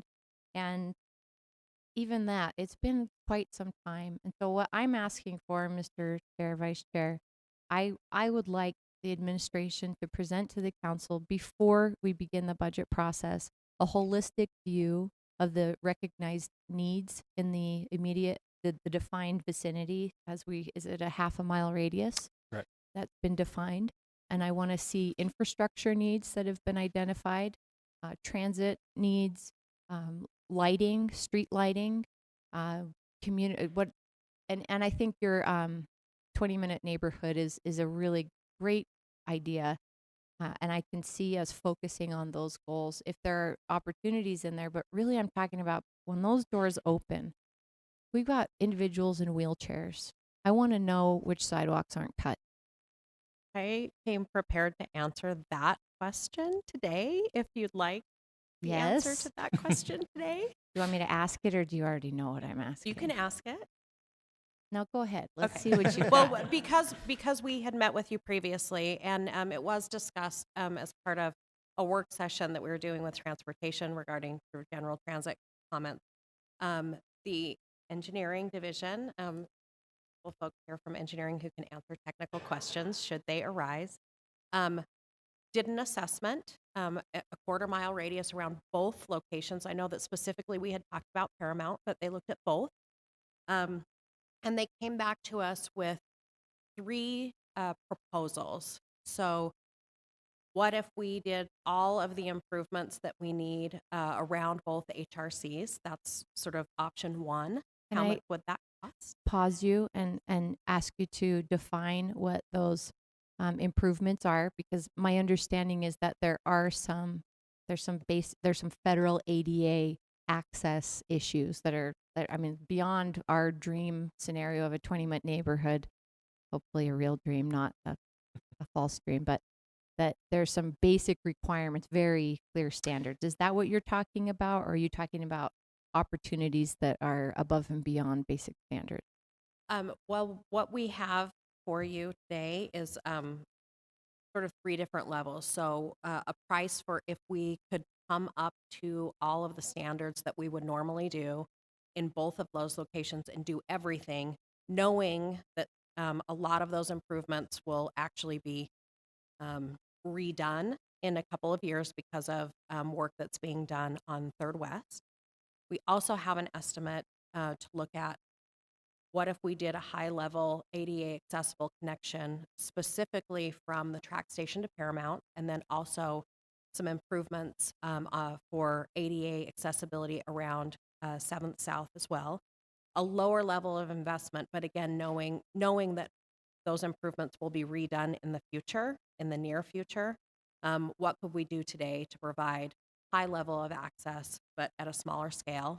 And then also an option for us to do sort of what would be the bare minimum that we could do today in order to provide that ADA access to both sites. Again, knowing that the full reconstruction that will get us sort of the gold standard will be coming in the next year or two. We also have a breakdown, thank engineering, for at the last minute coming back and also providing what those breakdowns look like in terms of investment today versus what we would sort of be tearing out and redoing, so that you have an understanding of we're really trying to balance the need to create good access on day one or as close to day one as possible with the knowledge that we want to be good stewards of our taxpayer dollars. And so we wanted to provide you with a multitude of options to choose from related to those access points. We have also broken it down between Paramount and 7th South. So we can talk specifically about those numbers. And so if our friends from engineering want to come up and talk specifically about what those improvements look like, I'm happy to have them come talk to you about those technical details and the curb and gutter, ramps, and all of the things that we would see as a result of these improvements. I appreciate that, but I don't think that's the. I think for this session, it might be a little too technical, but I'm desperately interested in this. Okay. And I think as part of this plan is sort of looking at priorities and how do we figure out their access-wise, the Paramount site has many more issues than the 7th South site. And there are things that should happen before day one that, again, coming in and rebuilding 3rd West in 18 months impact that, but making sure that that accessibility is there.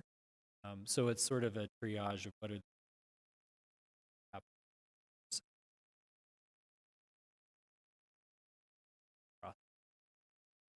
Councilmember Johnston.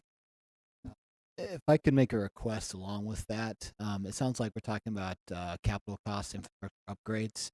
One of the major issues we run into in the wintertime is lack of clearing of sidewalk, particularly on 13 South and 3rd West, that whole corridor.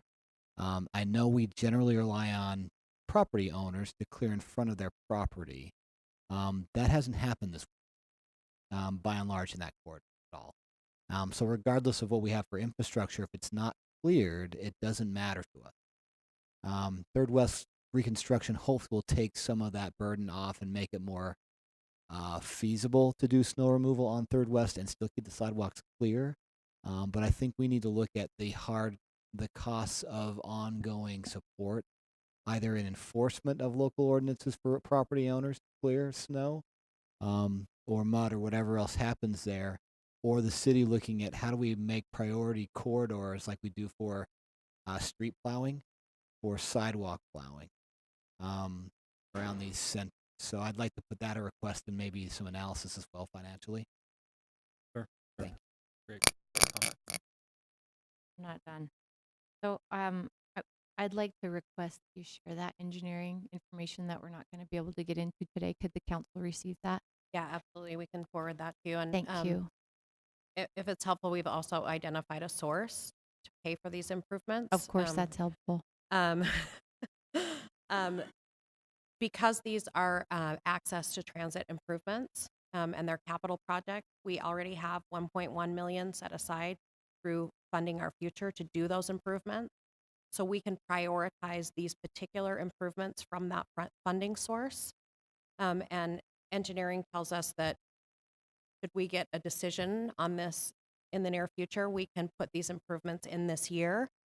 The caveat to that is that the work that's going on right around the HRCs, all of that construction that's happening, we will have to wait for that to be completed before we can get to those improvements that are right up close, but that we can make these improvements this year with that. I would like us to further explore when we get into whatever, maybe right now, but in the budget context that, today we saw CMAQ and TIP grant conversations, and I believe that there are some, perhaps even TIP, that there are some federal dollars around transit access that we could explore applying for to help fund some of these infrastructure improvements to transit access. So I'll just leave that out there and you can follow up with me later. And I want to mention that even though, thanks to our streets money that this council put together with the administration last year, I know that Third West is going to have major reconstruction, and we've heard 18 months, I've heard 2 years most of the time. We know that the majority of people who access our homeless resource centers, like more than 80%, Andrew, kick me if I'm wrong, are there for a very small amount of time. So we're talking about hundreds of individuals that will have come and gone through our homeless resource centers if we wait until Third West improvements come with the big project. That's totally unacceptable to me. We've known about these projects coming for years by the time they open. And for us to say we're going to wait a couple more years to make it wheelchair accessible, I know that none of your proposals said that, but there are some major improvements that we can do to increase visibility with lighting. And I look forward to hearing those. And obviously, I'm going to be a champion for us to do what we should as a city and what we committed to when we cited these 2 locations. So thank you. I'm excited to have these conversations. Councilmember Johnson? One other question, perhaps. I know for the 7 South site, when the architects submitted to the city, they asked for the ability to do parking alterations to the parking strip in front of that particular location, and they was denied by the city for current ordinance. I'm not saying that we should always override current ordinance, but if there are compelling reasons why, I think the 13 South site has different needs than 7. 7 South may or may not need more parking to mitigate around the neighborhood. There's massive parking. That may also be a place to congregate out front that's on semi-public property. It could serve multiple outcomes if that parking strip was used for something else. But just so you know, coordinating within the city may have to be more of a priority in this. I know you probably understand this already, but we may already be denying applications for things that could be helpful in this process without knowing it. So I'd just like to bring that to the attention and make sure that we're not undermining our ability, sort of our efficacy of the process, how quickly it can happen by denying certain things now and not knowing we're doing it. Great. Yeah, thank you. Councilmember Mendenhall? Great. Do you have more? Just a few more. Let's do it. A few more things. So one, the employment program expansion. The state Department of Workforce Services currently is working on, they have an employment program that's specific to clients homeless shelter. Their expansion of the Dignity of Work program, working with city's economic department, looking at what are ways in which we can kind of smooth the obstacle between a potential employer being involved in programs. I think one of our goals with this plan is to be more proactive part of a lot of the business owners, frankly, were interested in how they those programs. I think we want to have very clear so that it's not a huge burden on them to try to sort out how do I program. That coupled with some kind of support campaign city in similar ways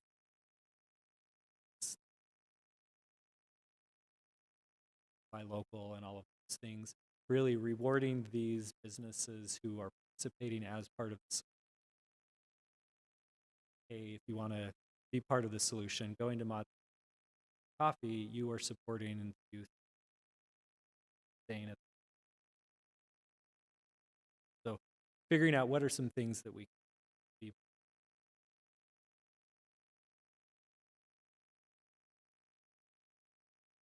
Thank you.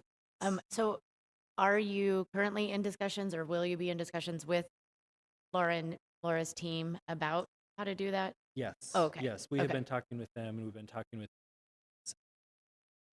DWS actually provides incentives to employers. Yes, they do. An employer does not have time, especially if you're a local business, to figure all of it out. And so what we would like is to have a really simple hey, I want to be part of this. What do I do? It's very much employer, so DDL doesn't also have time to go out, just get employers to show up. So figuring out how do we encourage that. Great. I think the funding sources and neighborhood prioritization, there are many, many different sources of funding for all of these things. As Councilmember Mendenhall mentioned, we would like to have a really clear direction. So if the community council, they come in and they say, hey, we've got this idea, it's something we would like the community, we have a really clear direction that says here are certain internal funding sources from the city. There are a lot of internal that we can pursue. Having clear direction is a big goal of a lot of community council have to do all of this, making sure that they have. And the final, talking about placemaking, again, communities can come together and create events, all sorts of things around their community, story about, do things that are more proactive community building, providing some direction from this strategic plan, funding for the city. This isn't just about nuts and bolts, fabric and networking, to really create a place that's equipped with tools to be supported.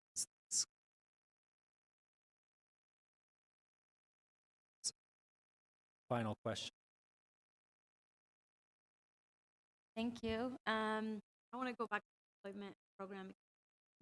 When you meant help advertise, or are you requesting, or does some sort of funding also support? Great Or both? question. I Yeah, don't know. I think in our conversations so far have really been around the current things that the RS team does. What are ideas that we could do to kind of use that support campaign already? If there are things that will need funding or stuff, figuring out. So up to this point, it's been a conceptual discussion of here's a concept, could we flag? Today, and I went down to science to see that they have research, etc. So hopefully soon there's this is an incentive for employers that employ homeless youth, individuals. Once you pay them about $4,000, you can request state give you reimbursement $2,000, maybe a tax. Exactly how it works. So that is really in to do that. Obviously, think you would be, look into it. But I have heard from other, even not a small business, but there are a lot of restaurants out there in the hospitality industry that have short labor, they're short in labor, and they're really willing. I know a big business, I'm not going to name them, but they hire folks that can only work 4 hours at a time. They come in, I'm not sure if they clean or they cook, whatever they do, but they're willing to help these individuals have serious, and employ them and dignity to work and all of that. So I think maybe we should do look at how we further support.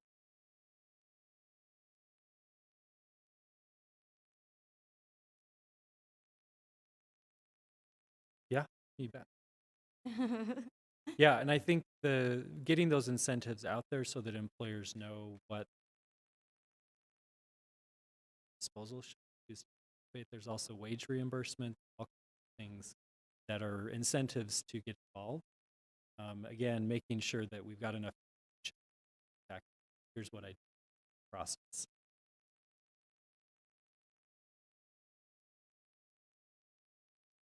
All right, thank you very much. We'll just look for those documents from engineering and how We will send them to you. fund it. So thank you very much for everyone for being here and briefing us. Thanks. We're going to move on to item number 7. It's the Central Business Improvement Area 2019 designation. We have Ben Colander, who is the Deputy Director of Economic Development. Looks like maybe not. Yes, you've got someone else joining you. If you wouldn't mind introducing who you are and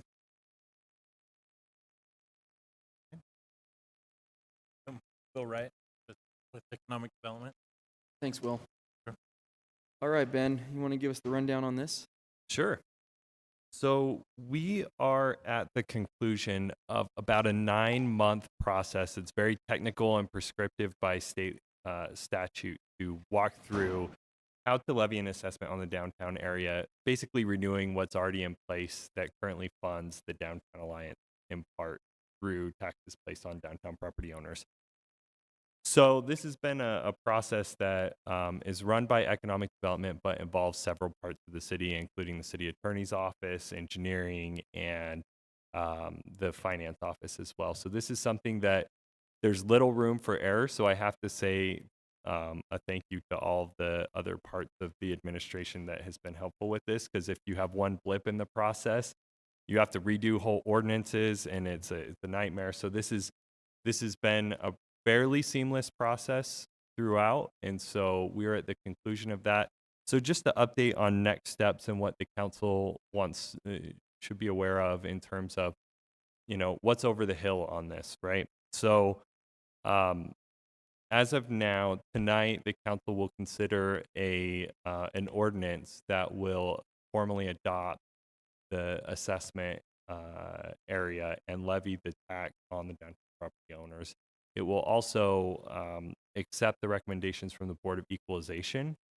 There were a couple of minor adjustments based on the Board of Equalization hearings that took place, another public process where we heard property owners made it based off of those concerns. So the vote tonight will be the final step for council in the process. And at that point, there are a couple of administrative processes that happen before we ultimately send out a bill to the property owners on May 7th. And those next steps are, we publish in a newspaper. We have a couple of notifications that we send out as well, just so that property owners are aware.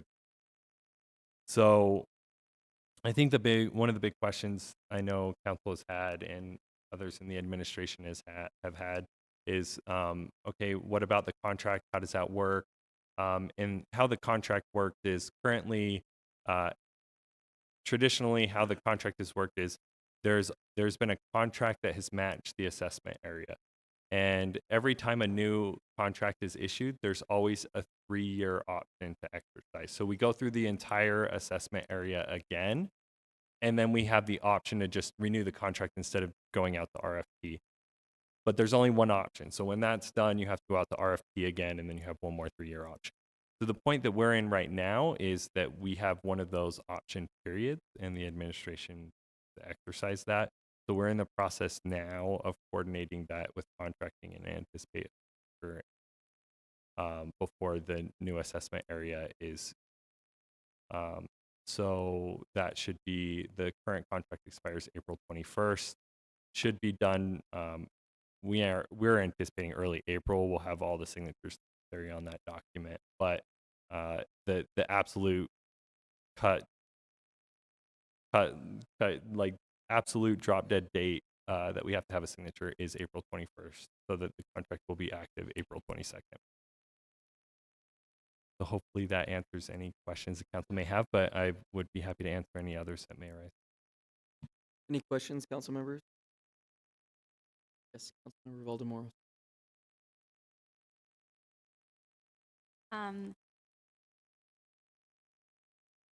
It talks about in or the proposed trees, this area assessment area. It gives us the list, the boundaries. Are these boundaries, any of this new, or have they been like? They've been modified slightly throughout the years, but in this assessment area, through the public process we're going through now, the boundaries were not modified. The only modification in the current special assessment area, as opposed to the previous, was including the ambassadors program, and then we had to slightly modify some of the other budgets to fit that in, but that was the major change in this. In that contract that we have, does it specify how the funds are being distributed, what areas are getting, what programs, anything like that, any details of how these funds are being used? Ultimately, currently with the Downtown Alliance, we do have a contract that outlines what the objectives are of the contract and what things the administration and the council expect to see out of that. But the Downtown Alliance as an organization, ultimately they are, they answer to the property owners. It's ultimately their funds in the special assessment area as well. So while we capture the essence of what we want in the contract, we have to be flexible enough that the Downtown Alliance can serve their clients as the property owners, be responsive to their needs.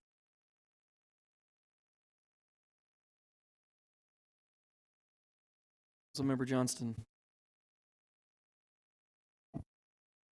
This sort of builds off that question again. What's the process for a property owner who, I know there are property owners from time to time disagree with the Downtown Alliance, have issues with funds are being allocated, or what's their process? It depends. It would be in terms of if they wish not to participate in the project area, or if they just have a general Both. complaint. If they sort of are tired, they don't want to be a part of this anymore for whatever reason, or they see the benefit of being a part of it, but they don't see a personal benefit to their street. Right. I'm not talking about holiday lighting. Right.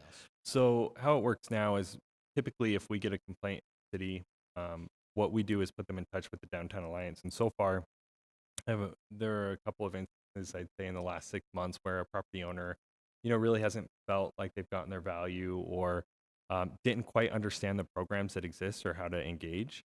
So to your point, we're kind of feeling a little bit disconnected, and we've put them in touch with the Downtown Alliance, and they, as far as I'm aware, they haven't had any issues after speaking with them. Now there are some property owners who have protested. I think there were a small number, 5 total, if I'm not mistaken, who protested in the formal process to say, hey, my tax assessment isn't correct or something like that. But how it works is, if somebody just says, hey, I don't want to be in this, there's no room in the formal process for that, just because it's based on a percentage of the whole that really is the consideration of the adoption. And so you get that game where how do you say who's in, who's out by just who wants to, right? So that's the whole purpose of the assessment, is to say this area is getting the benefit overall. We're placing this. Okay, that's what I guess my question, and I talked to Councilmember Valderos about just knowing that not my district, but if you look at 6 West, say North Temple, which is separated by the viaduct train tracks from the rest of the town, it seems like it's an outlier in some ways. It's almost much more connected to the North Temple West town, but they're included in the. Okay. So I'm not sure how many benefits they get, say, from the ambassador program, which is really focused farther east hotspots, or other sort of place making banners kind of area. And that's why, if it's up to the property owners to bring this up, then I get that. I don't know what they're getting in that corner of the district area. And that's something I can collect some of that information on what services they get currently from the Downtown Alliance, and I'm happy to coordinate that with the council. Before Councilmember Wharton, because the River District Chamber is right there too, and I'm wondering if their boundary includes that 6 North Temple, 6 West North Temple area. So that's a great point. So they're just overlapped by both, which doesn't make any sense at all. So, Councilmember Wharton. Yeah, so this is an area where District 1, 2, 3, and 4 all come together, but it's actually in District 3. And when I was reading it, the member Valdemoros's question, was surprised too about the boundaries, because I thought we were updating it to include those boundaries, because I've never seen any downtown Alliance promotional stuff for that area, and I would hate it if they were contributing and not getting any benefit out of it. And so if you could look into that and get back to me. But knowing that they were included in the boundaries was news. So, I would like some information on that and get that off. Yeah. That we have a lot of different among the four of us that would want to know. We're happy to coordinate that information and get it back to you. One other consideration as well is the assessment is based on property value. And while, we should be considerate to, if you're being captured and not feeling like you get the value, a tower downtown is obviously paying a massive amount more than maybe a smaller property on the fringes. Right. Just one consideration in this whole process in terms of, am I getting the exact same benefit? It might not always be the case, but of course what they're paying might be a lower value as well. Just Sure, one and I don't consider- have a problem with like a them proportionally getting something that they're putting in, but I think we need to have, even if they're not getting like specific this or that thing that you can point to, a tangible thing, there needs to be some some measure and some nexus that we can see that they're benefiting from this, having this stuff adjacent. Great. Yeah, we're happy to look into that and get that information back. Councilmember Valdemoros? So also, and I know, well, you've been here long enough, I think you might know, and we all know, I think it's that, goes back to that that was with track zoning, the new zoning, all the hope, all the that we had, how that North Temple Boulevard was the gateway, capital city, and how people were gonna ride, the airport, and how wonderful and everything that came with it. And it was heavy duty investment. It was over $350 million. Grand Boulevard. And that was the name of this master plan. Yeah, was this is gonna be for our city. All of a sudden our Grand Boulevard is not so grand. A lot of improvements have been made. One of the things that planning division wanted more happening, and it's happening. One of the things that planning division did and put in their master plan was the polls for little things like that. But I feel like there's almost like a missing link that people need to understand. Like, need to look this. We're not. And this is my district, right? Town, and I will be, trying to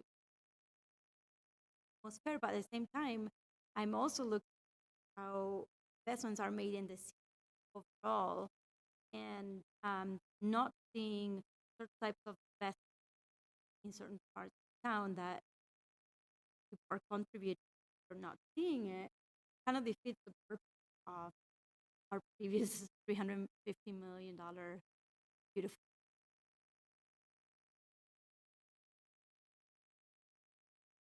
The funds for the assessment area can address some of this, but major infrastructural investments, it doesn't fit the scope of what the state statute limits on the funding is economic promotion, which goes to what you're talking about with the light posts and things like that. So going beyond that scope with the funds becomes quite difficult and is a wider city conversation outside of the. No, absolutely. But what I'm trying to say is, if this property is contribute to this,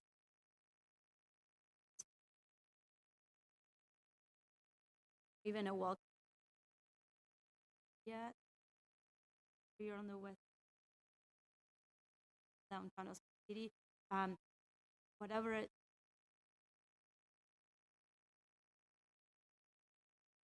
that are being. Definitely some ideas that we can explore with the Downtown Alliance to see what can be done. Okay, I think that's it. Appreciate you both being here and answering our questions. That it leads us to our little break that we're going to take for 5 o'clock. Let's come back at 5:10.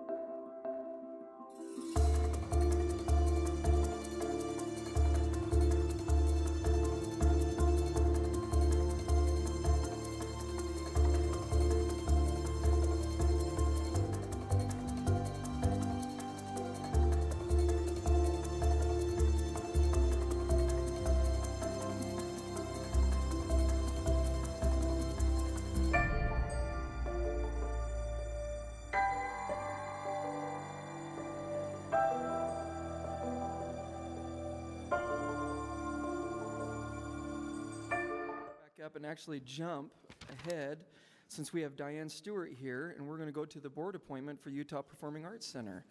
So come on up. Come up to this table. It's really casual.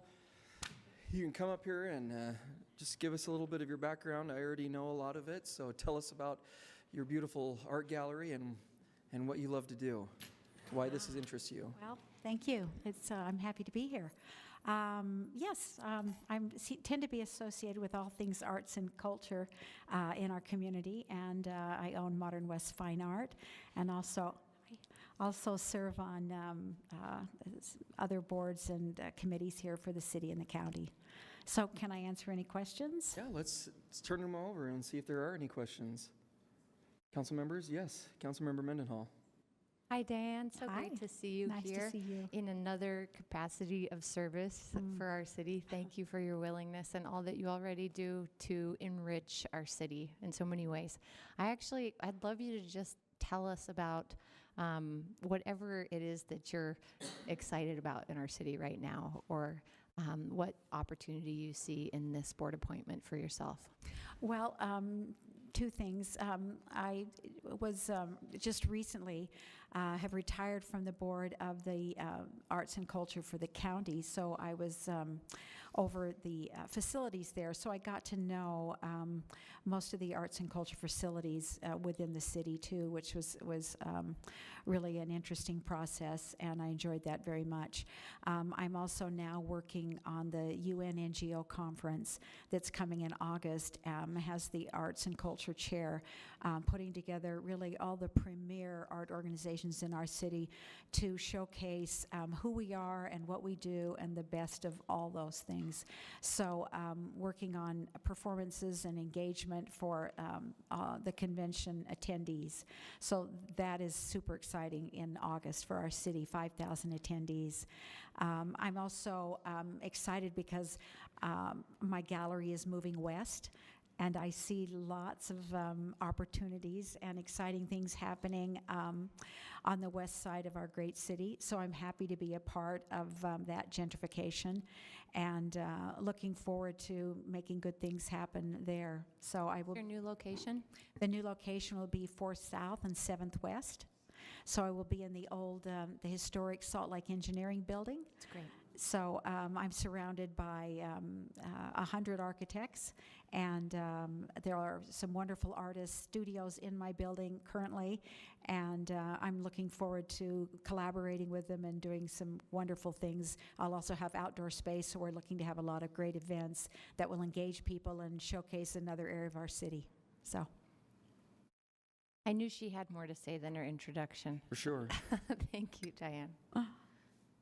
Council members, well, great. You know, we'll put you on the consent agenda. You don't have to be there. You know, you don't have to sit through that long meeting across the hall, but we'll have you on the consent agenda, and thank you very much for your willingness to serve. Mr. Chair, can I just reiterate that maybe Diane hasn't heard me say it, but all of you have too many times, that board appointments are one of the great joys of serving on the council, because it's in what could be a drab necklace of work that we go through in any given agenda. The board appointments are these jewels that stand out. So thank you for being a jewel in our community and being willing to give of yourself and your expertise. My pleasure. I enjoy board service, and the camaraderie and the wonderful things that happen within a board are something that I'm proud of and enjoy doing. So thank you. You know, it's interesting. It's exciting for me because you have the business perspective as well as the art and the cultural experience as well. So I think that will be a great mesh with this group. So. Well, thank you. Yep. Thank you very much. I want to thank you too for being such an outstanding District 3 resident. Thank you, Chris. I know you'll do service well. So. Thank you.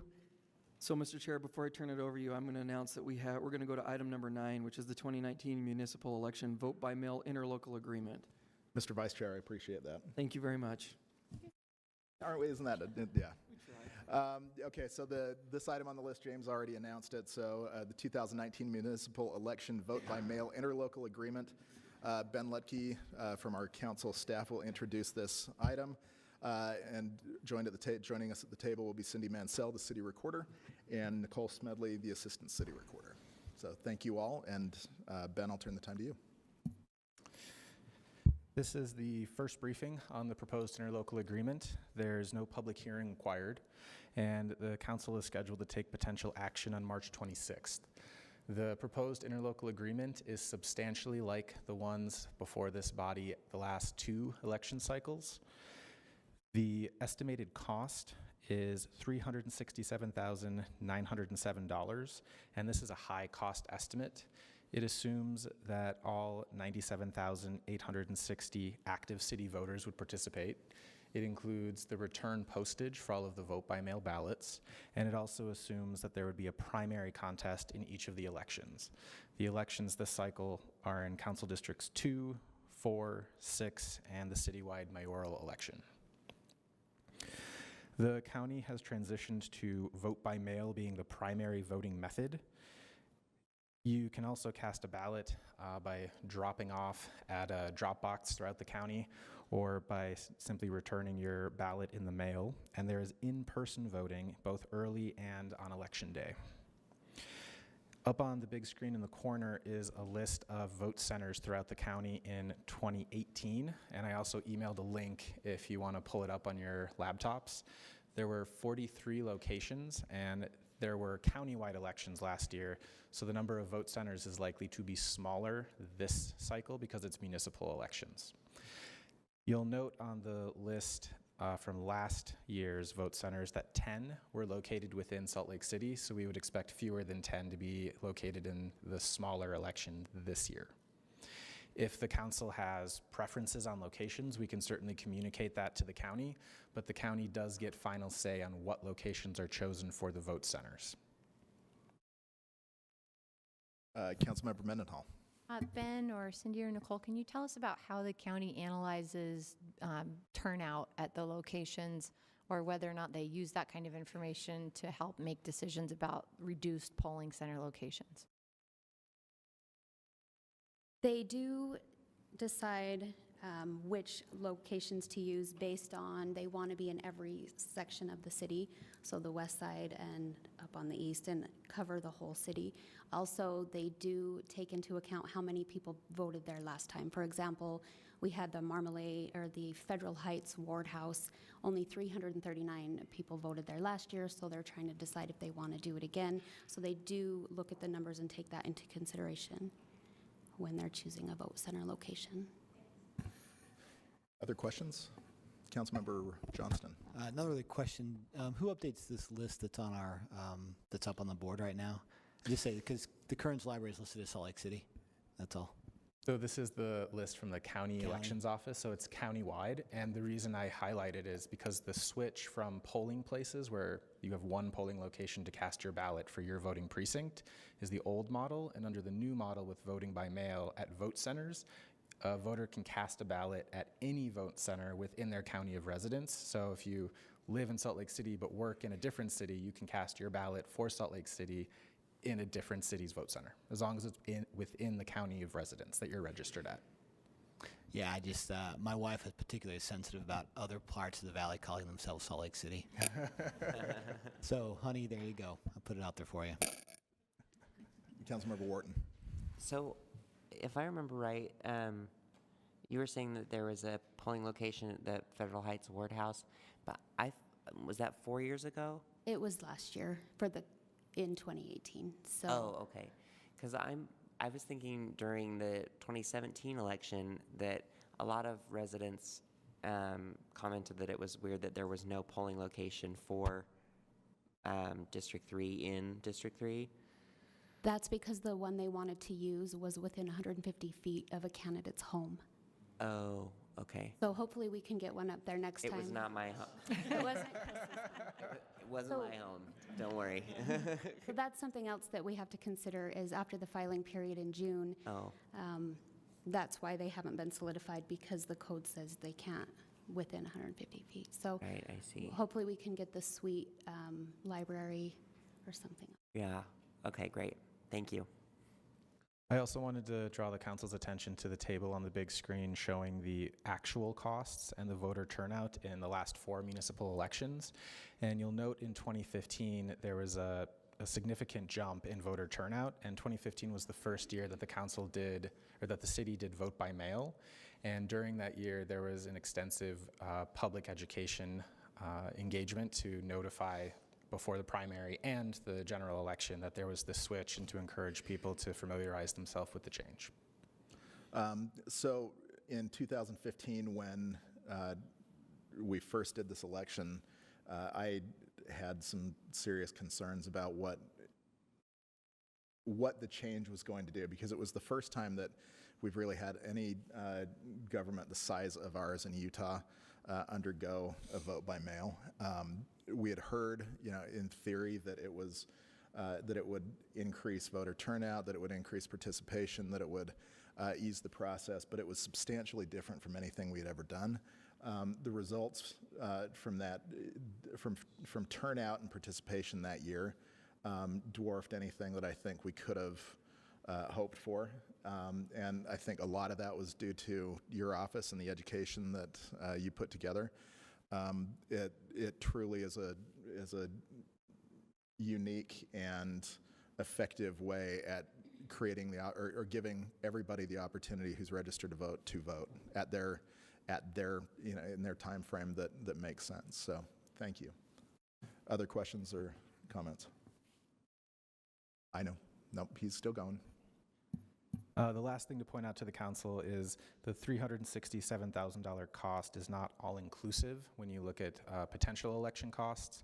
What would not be included is if there is a special election, vote recount, if there needs to be an audit of the election system, or if there's a dispute that moves into the court system, those would result in additional costs to the city. And then there's a couple policy questions about future methods of voting and assistance for non-English speakers for the council to consider. Great. Questions? Comments? Councilmember Mendenhall. Let's dig into that non-English speaking voters question. Can you tell us about what resources are there now, and if we as a city have identified any resources we'd like to approach the county with?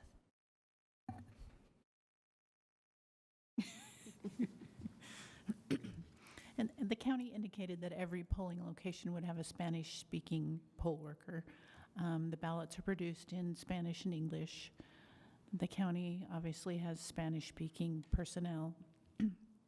On the city side, we haven't really talked about, we have Spanish-speaking staff that we can utilize, but we typically rely on the county.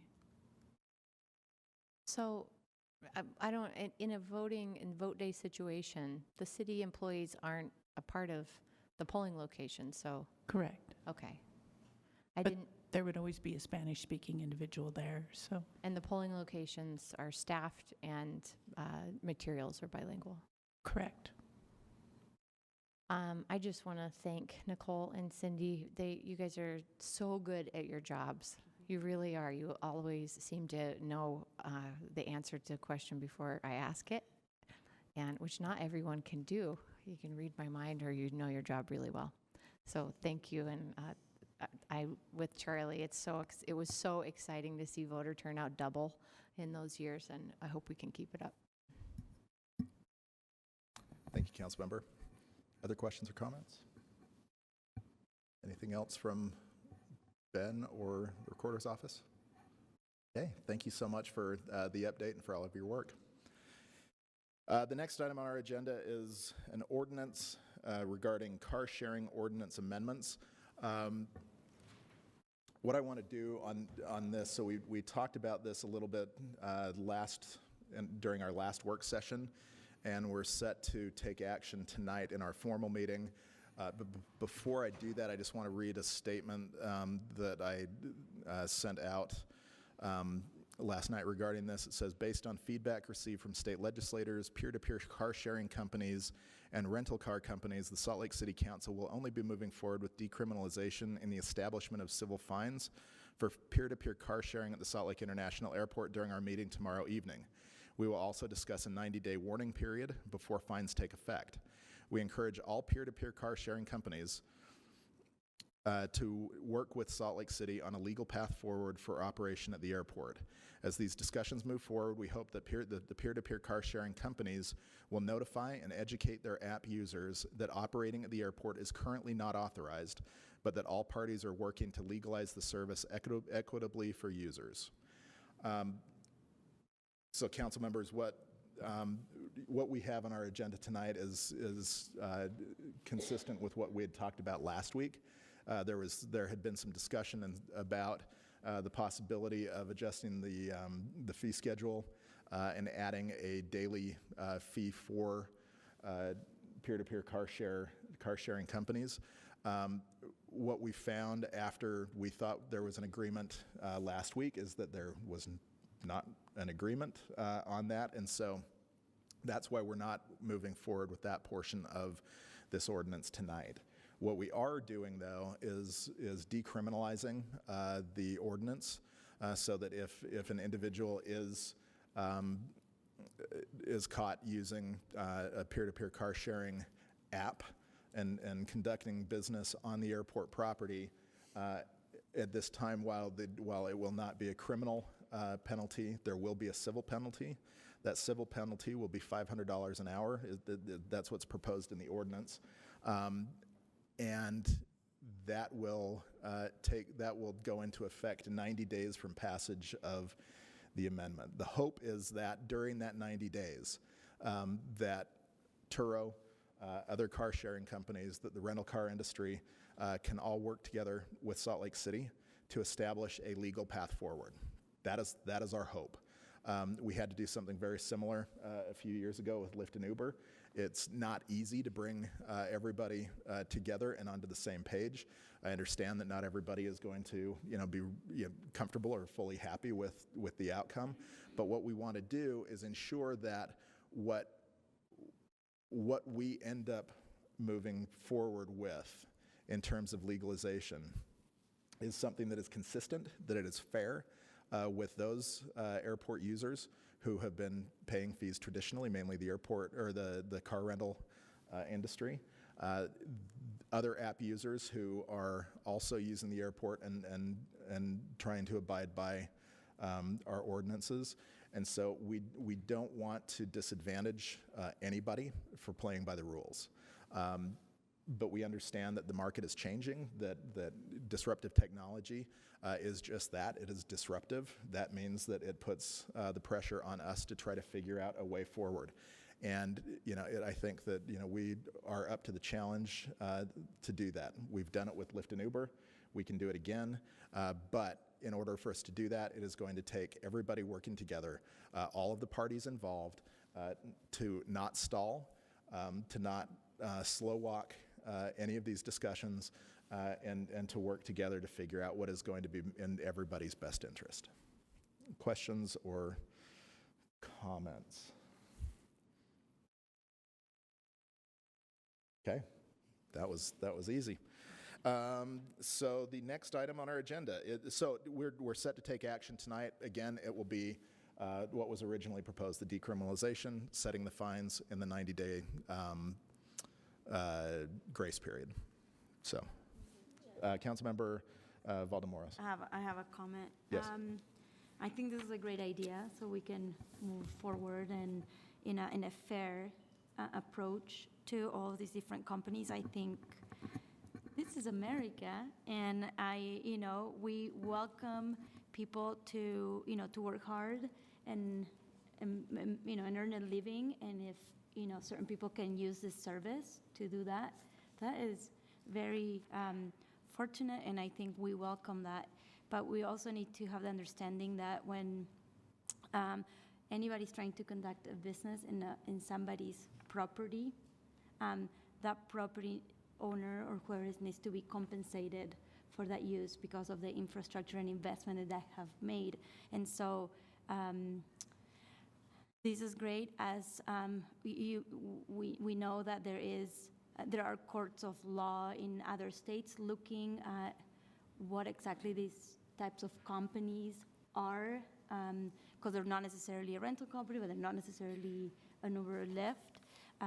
It's wise probably for us to look at what these courts end up defining as, and then potentially use that as a point of reference for us to move forward. Thank you, Councilmember. I totally agree with that, and I think that you know, while there is not a lot of case study to, you know, what other cities have done, because, you know, this is fairly new, you know, I do believe that based on the work that we've done, that we will be able to come up with something that not only works for Utah, but could potentially be replicated elsewhere, which is why I believe it's critical for all parties involved to take this seriously, to work with us and develop the best possible ordinance moving forward, so that if other jurisdictions choose to follow that, that they can do that. Other questions? All right, the next item on our agenda is the state legislative briefing. Lynn Pace, the senior advisor to the mayor, and I think David Litvak is going to join you as well. Whenever David steps back in, he can join you. So, Lynn, thank you. Thank you. Good to be with you. We are late in the session. The end is in sight.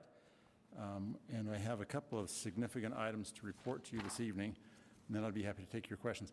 First is that I'm sure you're all aware of the Inland Port Bill. That bill was substituted today with I think a lot of dialogue from the council office and staff, and then passed out of committee.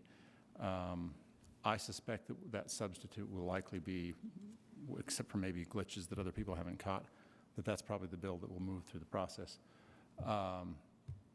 Although I will defer to maybe the chair and vice chair, but they're probably not paying attention right now, so they don't know that I'm pointing. Mr. Pace, I'm always paying attention. So anyway, I was just going to defer to you and Councilmember Rogers for any additional feedback you want to give on the Inland Port Bill that passed out of committee today. Sure. So there was the substitute version of the bill was adopted in committee, and then there was discussion and we voted on that. So I spoke on behalf of the council, expressing when the first bill came out that we did have serious concerns about some of the language that was in there.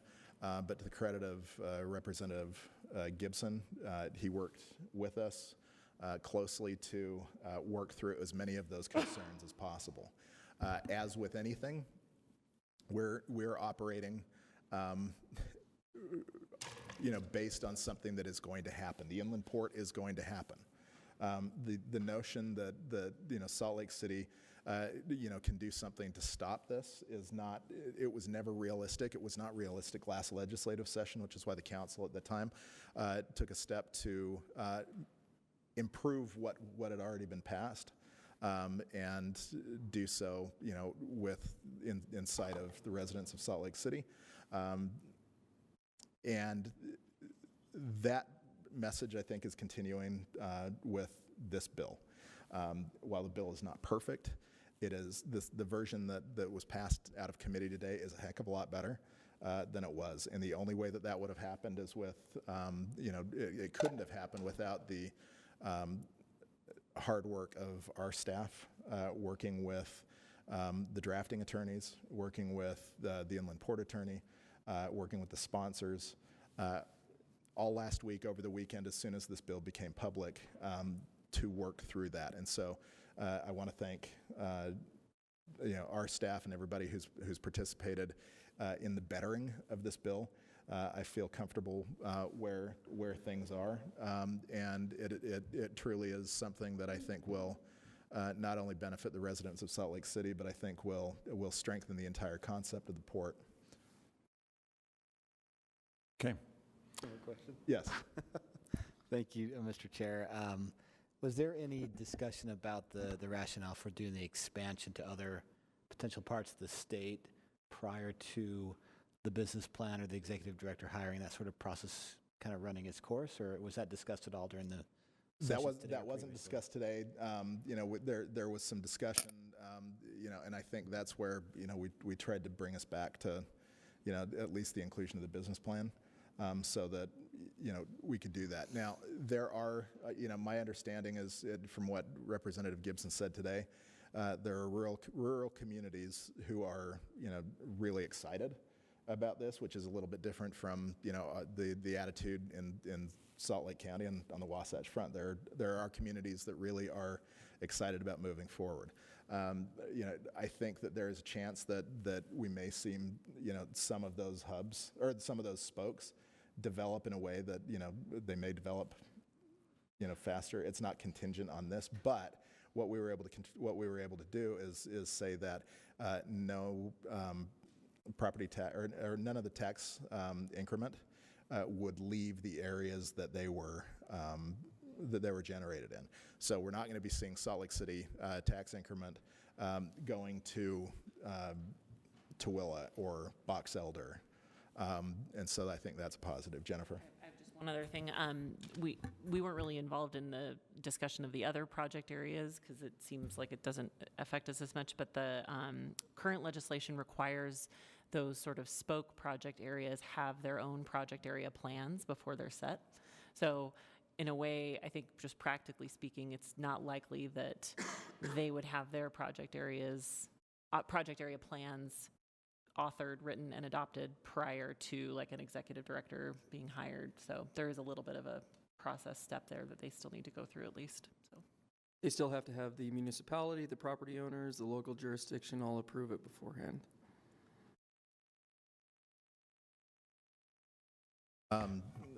James, did I miss anything? I don't think you did. Okay, thank you. The other bill that I think we should talk about this evening is I'm sure you've heard about the tax reform bill the legislature is debating.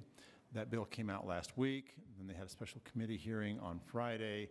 It was passed out of committee, House committee, and then it's on the House floor.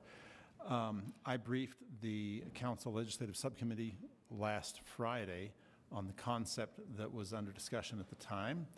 That has changed, as you might expect. Today at noon, I briefed the mayor on the concept that was under discussion at the time. That has since changed.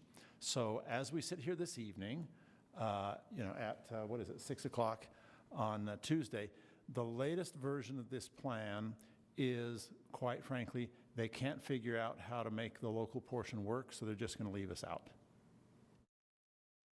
And David's looking at me like, what do you mean? That's not what I said at noon. We have been through lots and lots of variations, and for those of you that came to the league meeting yesterday, that's not where we were, but this is continuing to evolve.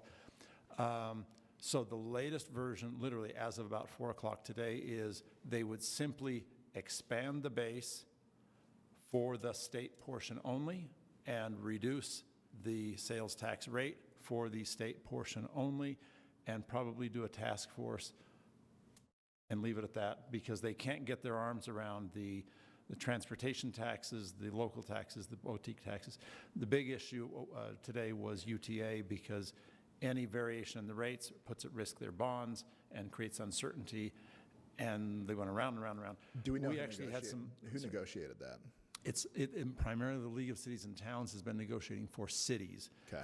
Andrew Gruber for the transportation taxes, Wasatch Front really, and then UTA on their own behalf, and then counties on their own behalf. Is UAC together with the league? UAC and the league are basically in lockstep in terms of what they've been approaching. But we had a number of creative proposals that all of them would have affected us slightly differently. But the word I got back just this afternoon is they can't get to yes on that. And so, subject to change tomorrow, the plan is to make this tax reform effective as to the state only, and it would not affect any of the local tax base or tax rates. That is great news. Yeah. Well done. It is and it isn't. The notion of an expanded tax base had the prospect of actually bringing new revenue to the table, and but there were lots and lots of uncertainties, and those uncertainties kept weighing down the process, in particular because there was so much variation between one taxing area and another, Salt Lake County versus Davis County, or Salt Lake City versus, say, Bluffdale. So I think in order to try and get this through this session, they're going to narrow it to what they can get agreement on, which is just the state portion. And do I dare ask about water? As of present, the water is still, Water was exempt from sales tax. This bill would remove that and include water in the base. I've heard some talk that they may move water out of the sales tax arena and may move it over to a municipal energy tax, which would be something in the range of 2%. I don't know yet. I haven't had a chance to do any homework to find out how similar that is to power or gas or other utilities. So that dialogue is still under discussion. But the bottom line is there'll be a lot of fighting still about expanding the base. That's where the water discussion fits in. But as to how the base applies to our rate, sounds like they're just going to leave us out, and they'll have a discussion for another day after they've gathered more data. They know how much the base has expanded, how much money it's bringing in. The issue won't go away, but a year or 2 years from now, they'll be back to either talk about lowering the rate or adjusting the distribution formula. Or perhaps a third option they're talking about is allowing some of that revenue to flow, but with targeted use earmarks for those funds, things like smart growth, housing, infrastructure, transportation, those types of things. All of those are in play, but it sounds like what they want to do is gather, make sure we know what the numbers are, put this into a task force, and come back another day to talk about the local taxes. Okay, any questions? So, Mr. Chair, that was Quinn's bill, is that correct? Yes. There was talk about a second bill that might talk about distribution. Is that not going to be running? Is that what I have not heard anyone talk about the prospect of changing the distribution formula this session. Okay. I think no one thinks we can get our arms around that. Okay. I would concur. Any questions about the tax piece? So having spent days and days and days debating that, it sort of now frees up lots of time, so we'll do other things. At least for tonight. At least for tonight, yes. So I just want to report back to you on our water bills. The water bill we cared the most about passed out of the House. It's done, finished. And the other two water bills that are House bills passed out of the House and are now in Senate committee tomorrow morning. We're optimistic that those will proceed as planned. They're the water bills that we negotiated over the interim with the work Correct. session, right? So we're good with them. We are good, provided they remain unchanged. So that's the caveat there. Affordable housing, I have not heard more there. The bill came out of the Senate, went into the House. It is waiting to see where the funding is. And so the risk there is, I think the bill has been well negotiated, but there is some risk that the $20 million may get pared down. The governor's budget had something less, I forget what 15. It was, 15. So there is some risk that it might get a haircut. The Speaker of the House today said we have $6 billion of requests, we have $1 billion of funding. So all of those fiscal note bills are going to get sorted at some point, and they'll be dealing with those issues. But that's where we are on that bill. Trying to think what else in terms of key bills. The Rocky Mountain Power bill, the renewable energy bill, is in committee tomorrow morning. We know of no opposition, but it is late in the session, so keeping that moving will be something we want to focus on. The hate crimes bill passed out of the Senate with a broad support, and now we'll move to the House. We'll see what happens there. Our bill on scooters that we've been negotiating, finally, we have the language we like.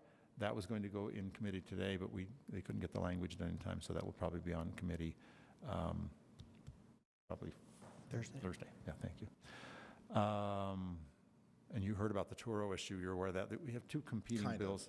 Well, we have two competing bills, one from Representative Coleman and one from Senator Bramble. And there's been dialogue on those, but I don't know that those two bills have been harmonized yet. So one of the questions I have is, do we pass one bill, not the other? Which one do they fit? There's still a wrinkle there we got to work through. But I think we'd have to watch closely. I understand. What I'm saying is I think both of them, there's still a lot that can happen, I think. So Senator Bramble's bill is much more, encompassing than Representative Coleman's bill. What his bill would do would adjust the sales tax rate that rental car companies charge and assess some sort of a fee to car sharing companies or car sharing users. And so it's much more complex than I think what Representative Coleman was trying to do. Representative Coleman was trying to figure out a legal path forward for Turo to operate. The reality, I think, as Bill Wyatt, from the airport explained, very effectively, if the state were to start adjusting contracts that the airport has with vendors or operators, it really puts into jeopardy a lot of the long-term bonding decisions that have already been reached. And there are a lot of unintended consequences that I think it's taken some time for the legislators to fully understand how deep that goes. I think we're to the point now where they're understanding, and that's where I think we have an opportunity to figure out how to move forward from Salt Lake City. Yeah. But it's I don't know where things are going to end up on that. Yeah, the Coleman bill was initially targeted at the airport to say the airport cannot, Salt Lake City cannot.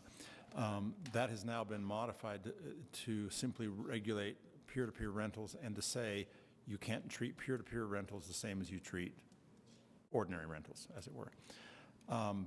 That may be a useful distinction, but unless that's harmonized with the provisions of Senator Bramble's bill, we still may have inconsistencies that may not work for us or for the car rental industry. So we will be working through those bills. Sorry, do you want to add anything? I think those are the highlights. There's lots of other pieces in motion, obviously, but do any of you have questions about other areas? Just one, an update on the public safety retirement, the Tier 2 retirement. That was in committee at the same time that the inland port was in committee. It passed out of committee 10-0. There was a slight amendment that I don't know what it does. I just heard that there was an amendment to remove one word, which, as we all know, can be very, very minor or not. Do we know what that amendment was? Council member, I haven't read over the bill with the amendment, but I think it is the amendment that was discussed yesterday in LPC that the League and UAC both supported. That creates creates a task force. That may not actually be in the bill, but there will be a task force. And then the bill as originally drafted in raising the cost share for the employer to 16%, I think that is reduced to 14%, and then the employee would be responsible for the other 2%. Well, I'll have to look at that and confirm that, but that was the amendment that was discussed at LPC yesterday. Great. So it reduces some of the fiscal impact on the city. Questions? Okay. A week and 2 days. All right. Thank you very much. Thank you. Yes. So I'm going to look to our acting executive director to go through our announcements. I don't have any announcements from Chair, Vice Chair. Do you, James? Okay. Jennifer, time's yours. Thank you, Mr. Chair. So the first question is the Citizens Climate Lobby is asking if the council is interested in signing on to support the Energy Innovation and Carbon Dividend Act. It's at the federal level. There's some information about it in the announcements that I could read through, but just in general, wanting to know if the council's okay with signing on in support of that bill. It's a little unusual for the council to take positions on federal legislation, but not unprecedented. So, I asked if we could get this onto announcements because it was followed up to me by the individuals who worked with us on the resolution that the council passed supporting this type of federal action, I don't know, over a year ago now. And so they have succeeded in raising this which we wrote a resolution about, to federal legislation. And that's why they're following up to say, look, we did it, or at least it's up for conversation. And if you want to sign on individually, there's a link, and I think they would appreciate it. I signed on. Do we want to straw poll this? Would that be helpful? I'd like to read it first. Okay. If we can, if staff, if you can send that out to us, and if you send it out, if you can send it out again to us. Yep. We'll look through it, and then let's respond to that email to indicate our support. Yep. Or position on that. How soon can we get it? Is there a time frame on there? It's, actually don't know. it's federal online. legislation, so it's up to their scheduling, and I'm not sure that they have a time So in sensitive on it yet. 2024. Potentially. Now, well, let's try to have something back to staff by Friday. I'll note that when I signed up or I endorsed it, I was surprised that it's just for elected people or like people in leadership positions. And it was really simple. There's like 2 things to fill out, so that's all. Then the next question is the St. Patrick's Day Parade is on March 16th this year. So if you could let the front office know ASAP if you're interested in joining, so we can get a count of participants and make sure we have space. So, okay. Then the next question is we realized that that one of the April meetings conflicts with the APA conference, which quite a few council members are attending. So staff is recommending that the council change the April 16th work session and formal meeting to Tuesday, April 23rd. Is that okay? Okay, great. The next one is a little more complicated. The Truth in Taxation hearing has to be held by August 17th. This year, because of the primary election being August 13th, the only other Tuesday would be August 6th, which is the Night Out Against Crime. Councilmember Johnston has requested that we not hold the Truth in Taxation hearing that night, as his community does quite a few events for the Night Out Against Crime, and it makes it harder for citizens to participate, obviously. We do need to reserve quite a bit in advance with the county which date we pick, because there's a aspect of state law that does not allow us to have our Truth in Taxation hearing on the same night as another taxing entity. So we have to reserve our date before like the school district sets their date. It's a little bit of a game. So if you want to have it on another night, we need to know which nights of the weeks do or don't work. Are there nights that are better than others? Sad face. I also would not like to have it on the 6th. I vowed to have a better Night Out Against Crime than Andrew, so the competition is real. But you wait for it, buddy. And so, but I could do another night if we need to, like a Thursday. So should we look at Thursday the 8th or Thursday the 15th? And then what I'll likely do is actually contact the county to see if any other taxing entities have looked at that date, and then get back to you guys if either of those works for now, and then I'll let you know so that we can lock it in your schedule. Is that okay? Okay. That's it. Okay, so we do have an item for our closed session tonight to discuss strategy sessions regarding pending or reasonably imminent litigation and advice of counsel. So I'll look for a motion. Motion by council member, what? Yes, motion by Katie, am I okay? Okay, well, James is the one who, I guess, if that's good, we're good. So James made the motion, Andrew seconded it. You want me to restate it? No, we're good. Anna? Yes. Amy? Yes. James? Aaron? Chris? Yes. Andrew? And I'm a yes. We are in closed session. We will start our council meeting at 7 o'clock across the hall. So thank you all. So 2 options.